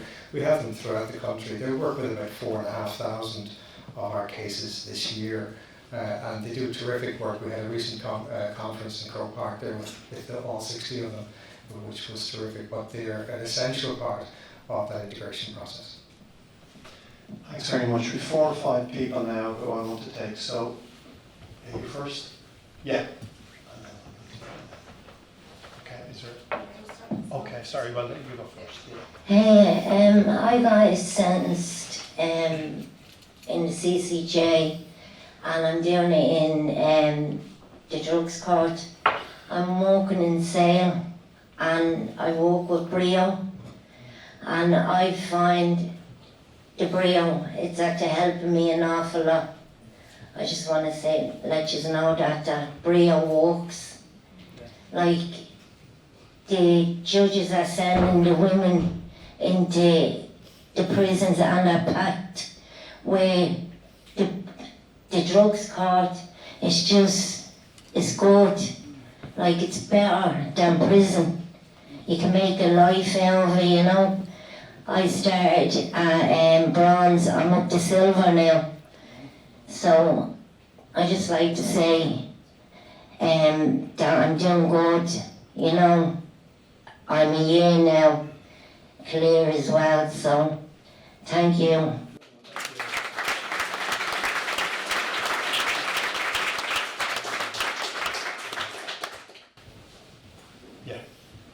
Hi everyone, Grace, I'm coordinator of the Real Problem and Sale project, proud to be. I've right here women's agenda today, and I think my question is more aimed at John actually rather than Caron, and I suppose as well I want to really acknowledge Governor Galgi in like the kind of brave decisions he's made in terms of allowing peers into the Docus and how successful that's been, so thank you very much, among other measures such as keeping the school open. So thanks very much. But John, we're really curious to know what your commitment, like budget-wise, nationally is to women's healthcare. So in terms of HRT and access to appropriate medication in relation to menopause, and in relation to access to choice for women who maybe don't want to be pregnant and find themselves in custody. Obviously that's not a planned event to be in custody for most women. And in our experience, they're not things that are on the dialogue in terms of healthcare in custody. So that's my question. It's probably more a question for Caron, actually. I can't answer specifics. I'm looking for Martin, but it wouldn't be fair for Martin to answer. But I think like the one thing I do know in relation to the Docus is just the incredibly committed healthcare team that are there, and women are entitled to equal access to healthcare in the same way people are on the outside. So if there are any specific issues, happy to deal with them. But there is an equivalence of care, and we strive for more than an equivalence of care. And I know there's hugely committed nurses and doctors working within the prison to support the women in any way we can. Thank you. Okay, this. My name's Patrick. I work for Caron after prison. You were talking about people coming out, having social welfare sorted out and having accommodation, stuff like that, and that doesn't happen. It just doesn't happen. I think there's still only one resettlement officer in Mountjoy at the minute. So there's over 800 people in Mountjoy and there's one resettlement officer. So Care After Prison kind of has to pick up that end. So we know that people are not getting payments and haven't got medical cards. But I'm leaving Care After Prison next week, so I won't get into trouble for all the stuff I'm not saying. You're not going to get into trouble anyway. Look, I've met you, Karen, absolutely. And Governor Galgi is someone that pushes for everything for the women, but the women have more barriers than men have and should have more resources, and they just don't. Myself and Grace, we go into the prison every week, and you're going home and you just don't forget what's going on in there. Women really need more resources. You have overcrowding, but you don't have more resources given to the women or given to the men. So definitely people, not everyone has a payment coming out. I'm telling you that now because I don't have to worry about it anymore. Definitely people don't have accommodation coming out with one resettlement officer in the whole of Mountjoy. For the past month, 6 weeks, it's just not working out, and eventually it's going to cost someone to die or whatever. Mark worked with me as a probation officer, so Tusnewit, it's great, isn't it? I can say what I want. Tusnewit, have you been out to Tusnewit? You have, yeah. So I could do with a bit more resources out there as well. Programs, they're struggling to deliver programs. The Paul are really good at what they do, but they are struggling to deliver programs out there. There's ideas that have been come up, they just haven't got the money for it. So if you are throwing money around, throw it out there. Yeah, that's kind of me. Okay, would anybody like to reply?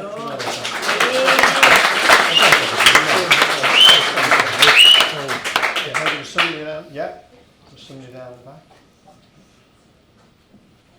I'm Melanie. I'm with Community Foundation Ireland. We're very proud to have partnered with IPRT for a number of years on the PIPS monitoring. And a few of you have spoken about some issues with staffing in terms of opening new accommodation, in terms of being able to provide the mental health supports needed. So I'm just wondering a little bit more about the extent of the staffing the extent of the staffing on actually implementing some of the pieces that are being that are being monitored, and any other major challenges that you see to implementation. And this is for anyone on the panel and actually anyone in the room, because this room is full of experts from different areas. I mean, I'm sorry, are we going to take another? I'm going to try and answer that question. To an extent, I mean, resources are a challenge right across the public sector. We've been doing our level best in terms of recruitment. We had an ambition to have 40 in every class this year. Our first two classes had 8 and 10. Our third 27 and our next 27, so it's very difficult to get people in. Once you get people in, we have very high retention rates, which are great.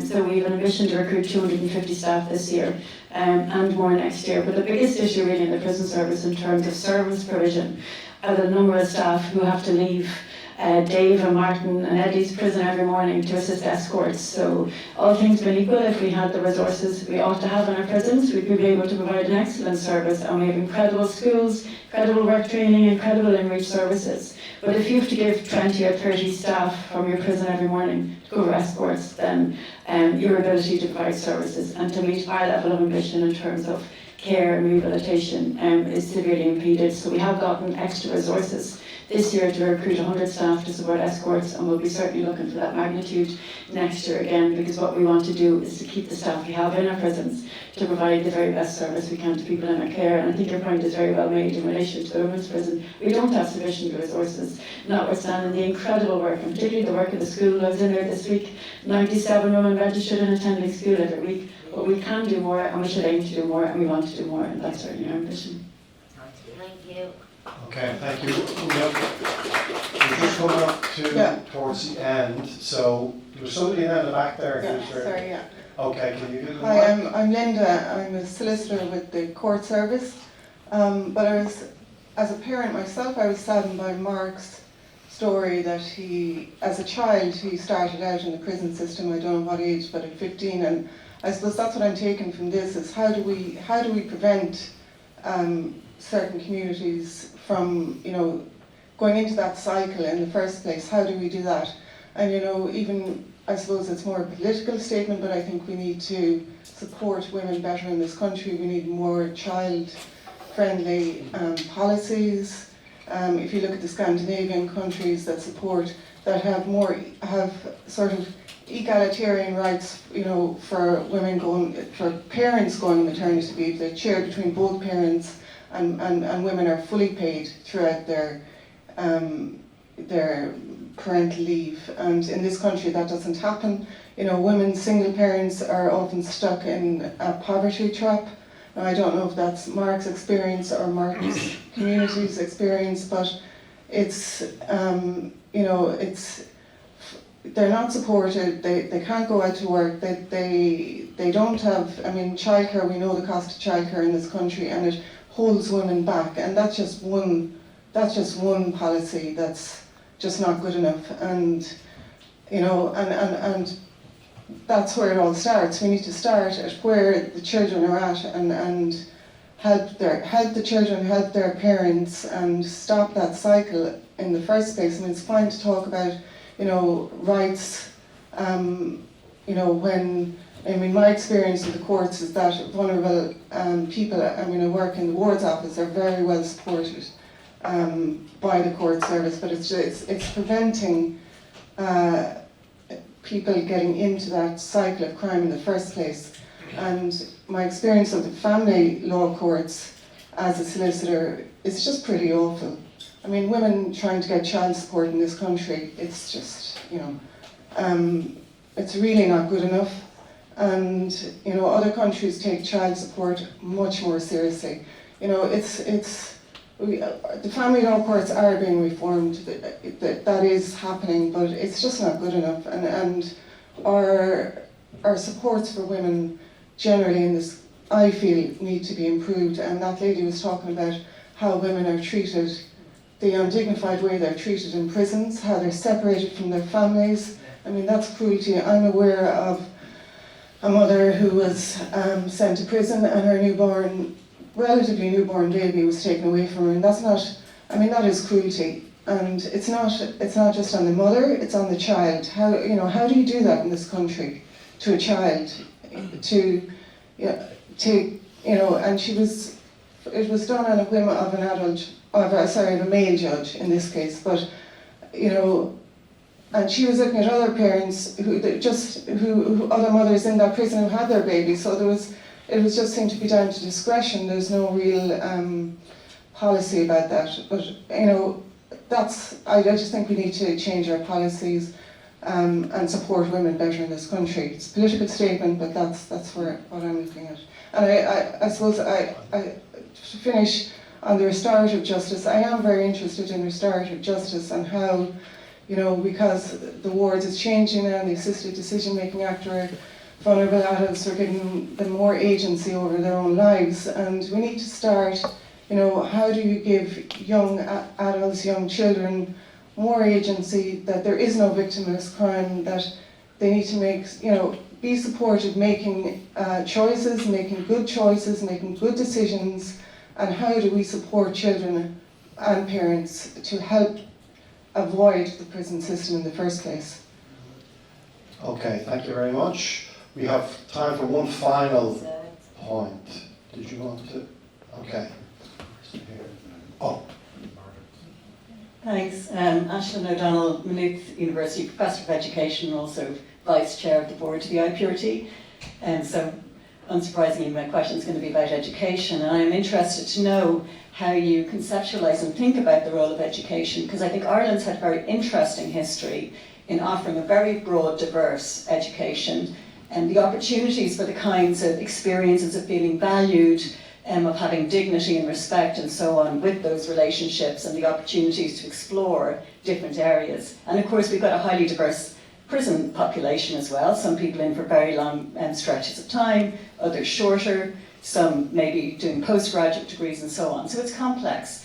Now I know that there's a prison and education task force being set up, and I am concerned that perhaps education might be reduced, as it has in much of society, to education for employment purposes. So I'm just wondering about how you imagine the role of education in prison. Okay, Mark is in the game first. Thank you. It's a critical question, and in the Inspectorate of Prisons, we're not experts in education, but we recognise how central it is, particularly to prospects for reintegration into society in the broader sense. So what we've done is we've concluded a memorandum of agreement with the inspectors of the Department of Education. So for example, during the last two inspections that we've done, we brought in two inspectors from the Department of Education to engage directly with the teachers and to look at the quality of education per se, over and above and beyond the question of vocational training. So it is absolutely central, I absolutely agree with you. The other thing that comes across very clearly from our recent inspection work, we've been carrying out surveys of the prison population using secure tablet computers inside the prison. Around about a third of the prison population in each prison have responded, and almost without exception, those who are involved in education value it massively. It comes out very high in terms of our survey results. But the real issue is, as I already touched on, access, and what is the capacity to provide education in prisons, and that will continue to be a focus of the Inspectorate. And I very much hope our report on education and training will also add to that debate when it's published. Is there anyone else? I'll just come in very briefly, and it's really just give a reassurance. That education is not just about employment, and we have the most incredible skills in Ireland, in my view, and they rival anything that's been offered in the community, because they are places where people feel valued, where people feel wanted, where people feel included, and it's not the tangible certificates, it's the sense of agency and the self-worth. that's the most incredible thing that our education unit provides. So actually the intention around the education task force, and this is something I've been looking at, is really about actually trying to maximise how our education and work training areas work together so that we can give tangible employment skills to people leaving custody. And we're talking about things like apprenticeships, so really tangible. You getting people to get a really good skill that they can gain while they're in custody, and then a pathway to support and release, as people go out. So it's not about reducing what we're doing in terms of education, it's anything but. Well, on that very positive note, I'm going to finish up as somebody who taught in the prison system for 14 years. I'm delighted to hear that, so I'm going to take advantage of it and wrap up there. But before we finish, I'd like to invite Molly Joyce to give us a closing remark on today's launch of our report. Molly is actually Executive Director of the Irish Penal Reform Trust, having joined the organisation in November 2020 as Legal and Public Affairs Manager and Deputy Director. Thank you, Cormac. Thanks, Cormac. I will try to keep my remarks brief, but I have a lot of people to thank, so please do bear with me. First of all, I want to very much thank all of our speakers today. So, President of the District Court, His Honour Judge Kelly, Caron McCaffrey, Mark Wilson, Mark Kelly, John O'Callaghan and Paul Grace. Thank you so much for making time from your very busy schedules to attend today's event and for engaging so thoroughly with the PIPS 2022 report. And also for your willingness to listen to the report's recommendations and analysis and engage in conversations like we've had today. I think listening to the conversation today, it's clear that there are some areas of disagreement, but there's also a lot of areas of consensus. It's also clear that a lot of the issues we're talking about are very complex. We've heard mention of the cross-agency, interdepartmental working, staffing pressures across the public sector and the housing crisis, all of which mean that some of the solutions are not straightforward. However, what's very encouraging to IPRT is that there does appear to be a widespread and shared interest, I think, in improving Ireland's penal system and creating a model of international best practice that we can all be proud of. And that is ultimately what the PIPS project is about. I think having that shared interest and commitment is not something that can be taken for granted, having looked at other countries and myself having worked in other countries where that's not always the case. And my ultimate hope is that this report and this event today will help to continue to build consensus and momentum for reform. In IPRT, we are particularly delighted to have seen great engagement with the PIPS project across the key criminal justice stakeholders for another year. And again, we very much appreciate the willingness that agencies have shown in responding to the report each year, but also in facilitating IPRT's work on it. In particular, I want to thank those key agencies, namely the Irish Prison Service, the Probation Service, the National Forensic Mental Health Service and the Office of the Inspector of Prisons, and the individuals within them who have helped facilitate IPRT in accessing certain data. Without that access to data, the level of analysis and detail that you see in the PIPS report would simply not be possible. So thank you very much for that, and thank you to the staff in those services who provided that information. I'd further like to thank Dr. Cormac Behan for so expertly chairing today's event, and also for his chairing of the PIPS advisory group. We are very grateful and very lucky to have Cormac's insights and expertise guiding the work of the PIPS project. And we again thank him for all of the time he has given to us as we work and finalise on the PIPS 2022 report. Other members of the PIPS advisory group deserve mention, that is Ashton Golden, Professor Kathleen Lynch, John Ward and Christy Wood. Again, we thank you for your support, your time and your willingness to share your insights at all stages of this project. When talking about support, I must also mention the chair of IPRT's board, Dr. Seamus Taylor, and the former chair of the PIPS advisory group, Professor Ashton O'Donnell. Both of you have played a huge role in supporting the PIPS vision from its very inception, and you have played a very big role in making this annual report and event the success that it is. One of the long-term goals of the PIPS project is to engage people with experience of the penal system as co-creators and monitoring progress into the future. While staff capacity and resources makes this a challenge for us, we have attempted this year to go at least some way to the goal by carrying out informal peer discussions with women with experience from imprisonment. These sessions guided the Spotlight Standard on Women in the Penal System, as Pamela mentioned, and I want to sincerely thank the women who took part in these sessions and the Cell Bria programme for making this engagement possible. Your insights from the insights of these women ensure that the report places the focus where it needs to be and further adds a sense of urgency to the work we are doing in this area and the need for action.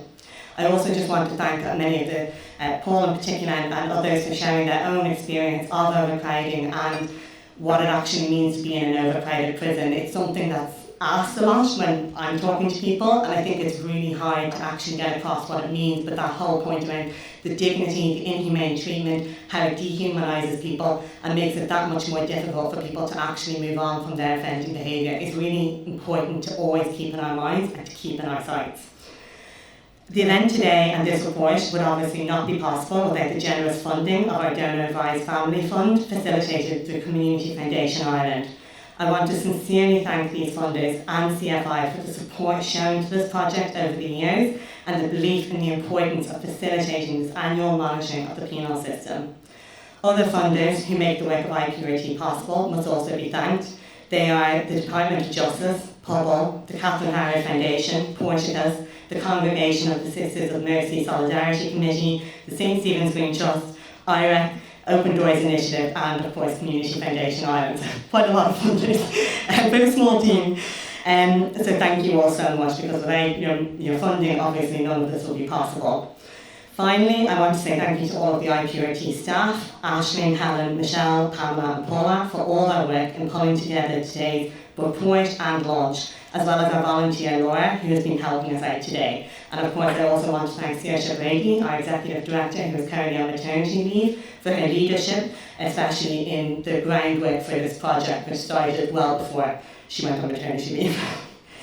As you all know, IPRT is a very small team, and reports and events such as these are only really possible because every staff member is so committed to the work we do and is always so willing to go above and beyond. In particular, I want to say a special thanks to Pamela Drumgoole, who led the authorship of this year's report. The final report that you will read shows a high level of research and analysis that is down in no small part to Pamela's input into the project and her dedication to the PIPS project. I should also mention Michelle Martin, who did the initial kind of work on the PIPS project and setting that vision, so thank you so much. The report, as mentioned, is now online, and I would encourage all of you to engage with it over the coming weeks and months. Thank you again so much for coming to the launch of PIPS 2022, and I hope to catch up with as many of you as possible after this when we'll have some lunch. And we do have one more speaker just briefly, so don't start standing up just yet. Thank you.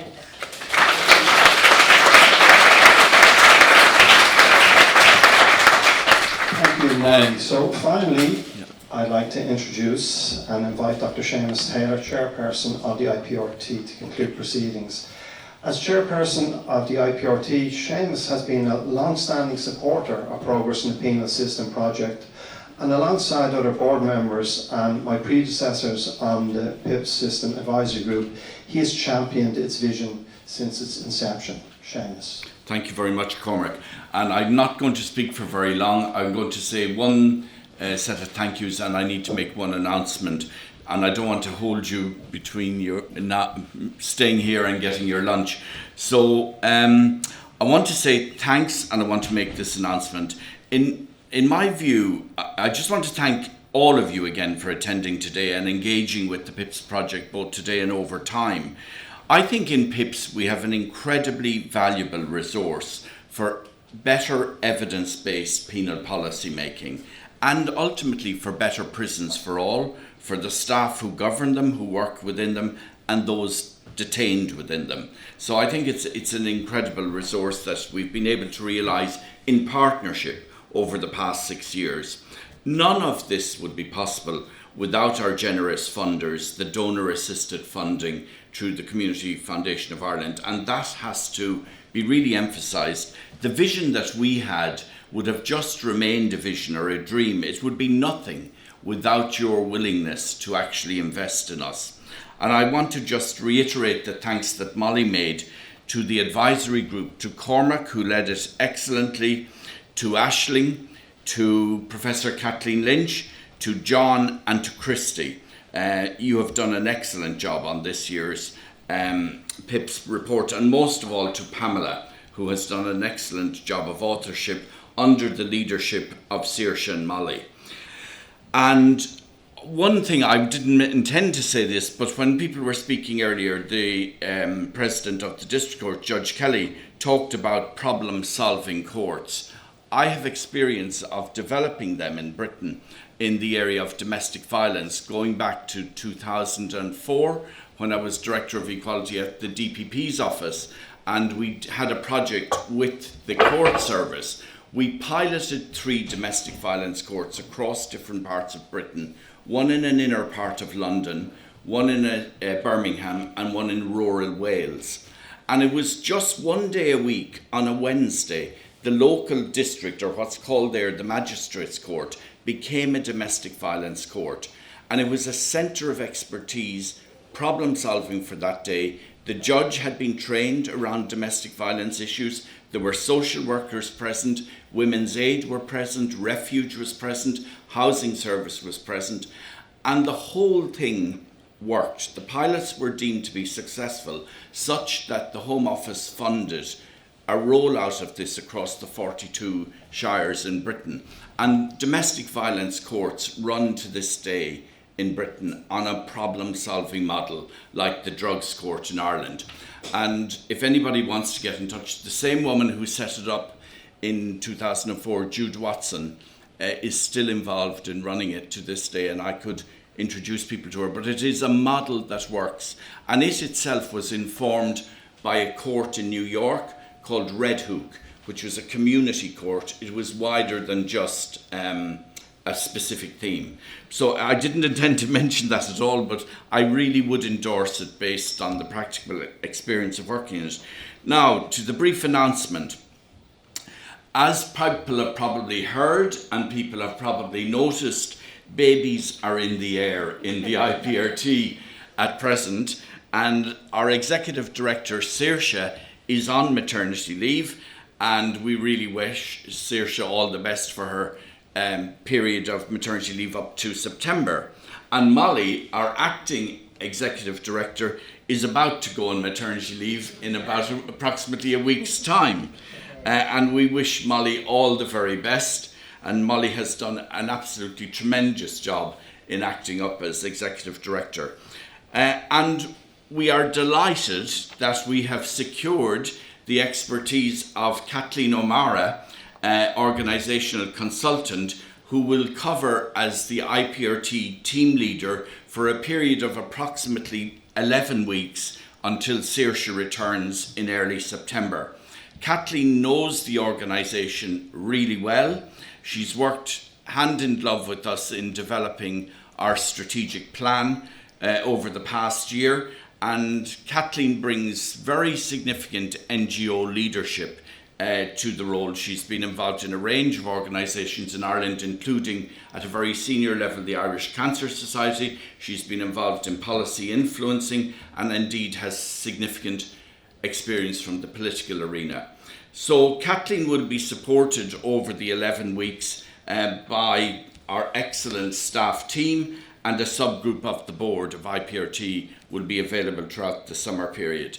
So we just wanted to convey to you that we will have a seamless flow, and IPRT will continue to deliver at the high standards that we set ourselves and that you expect of us.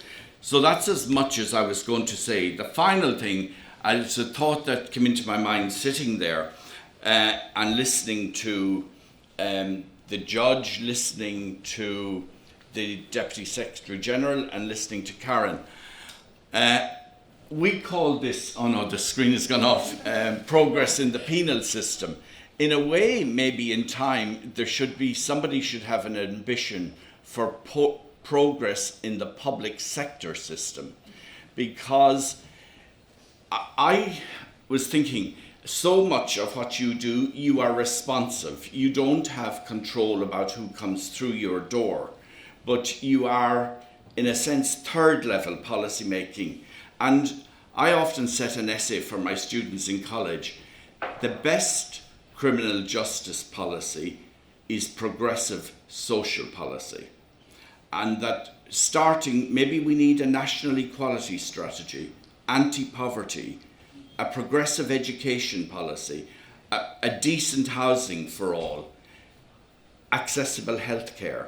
And if those bedrock services were available, maybe people who are speaking here today would not have come in contact with the system either at all or as frequently as they have done.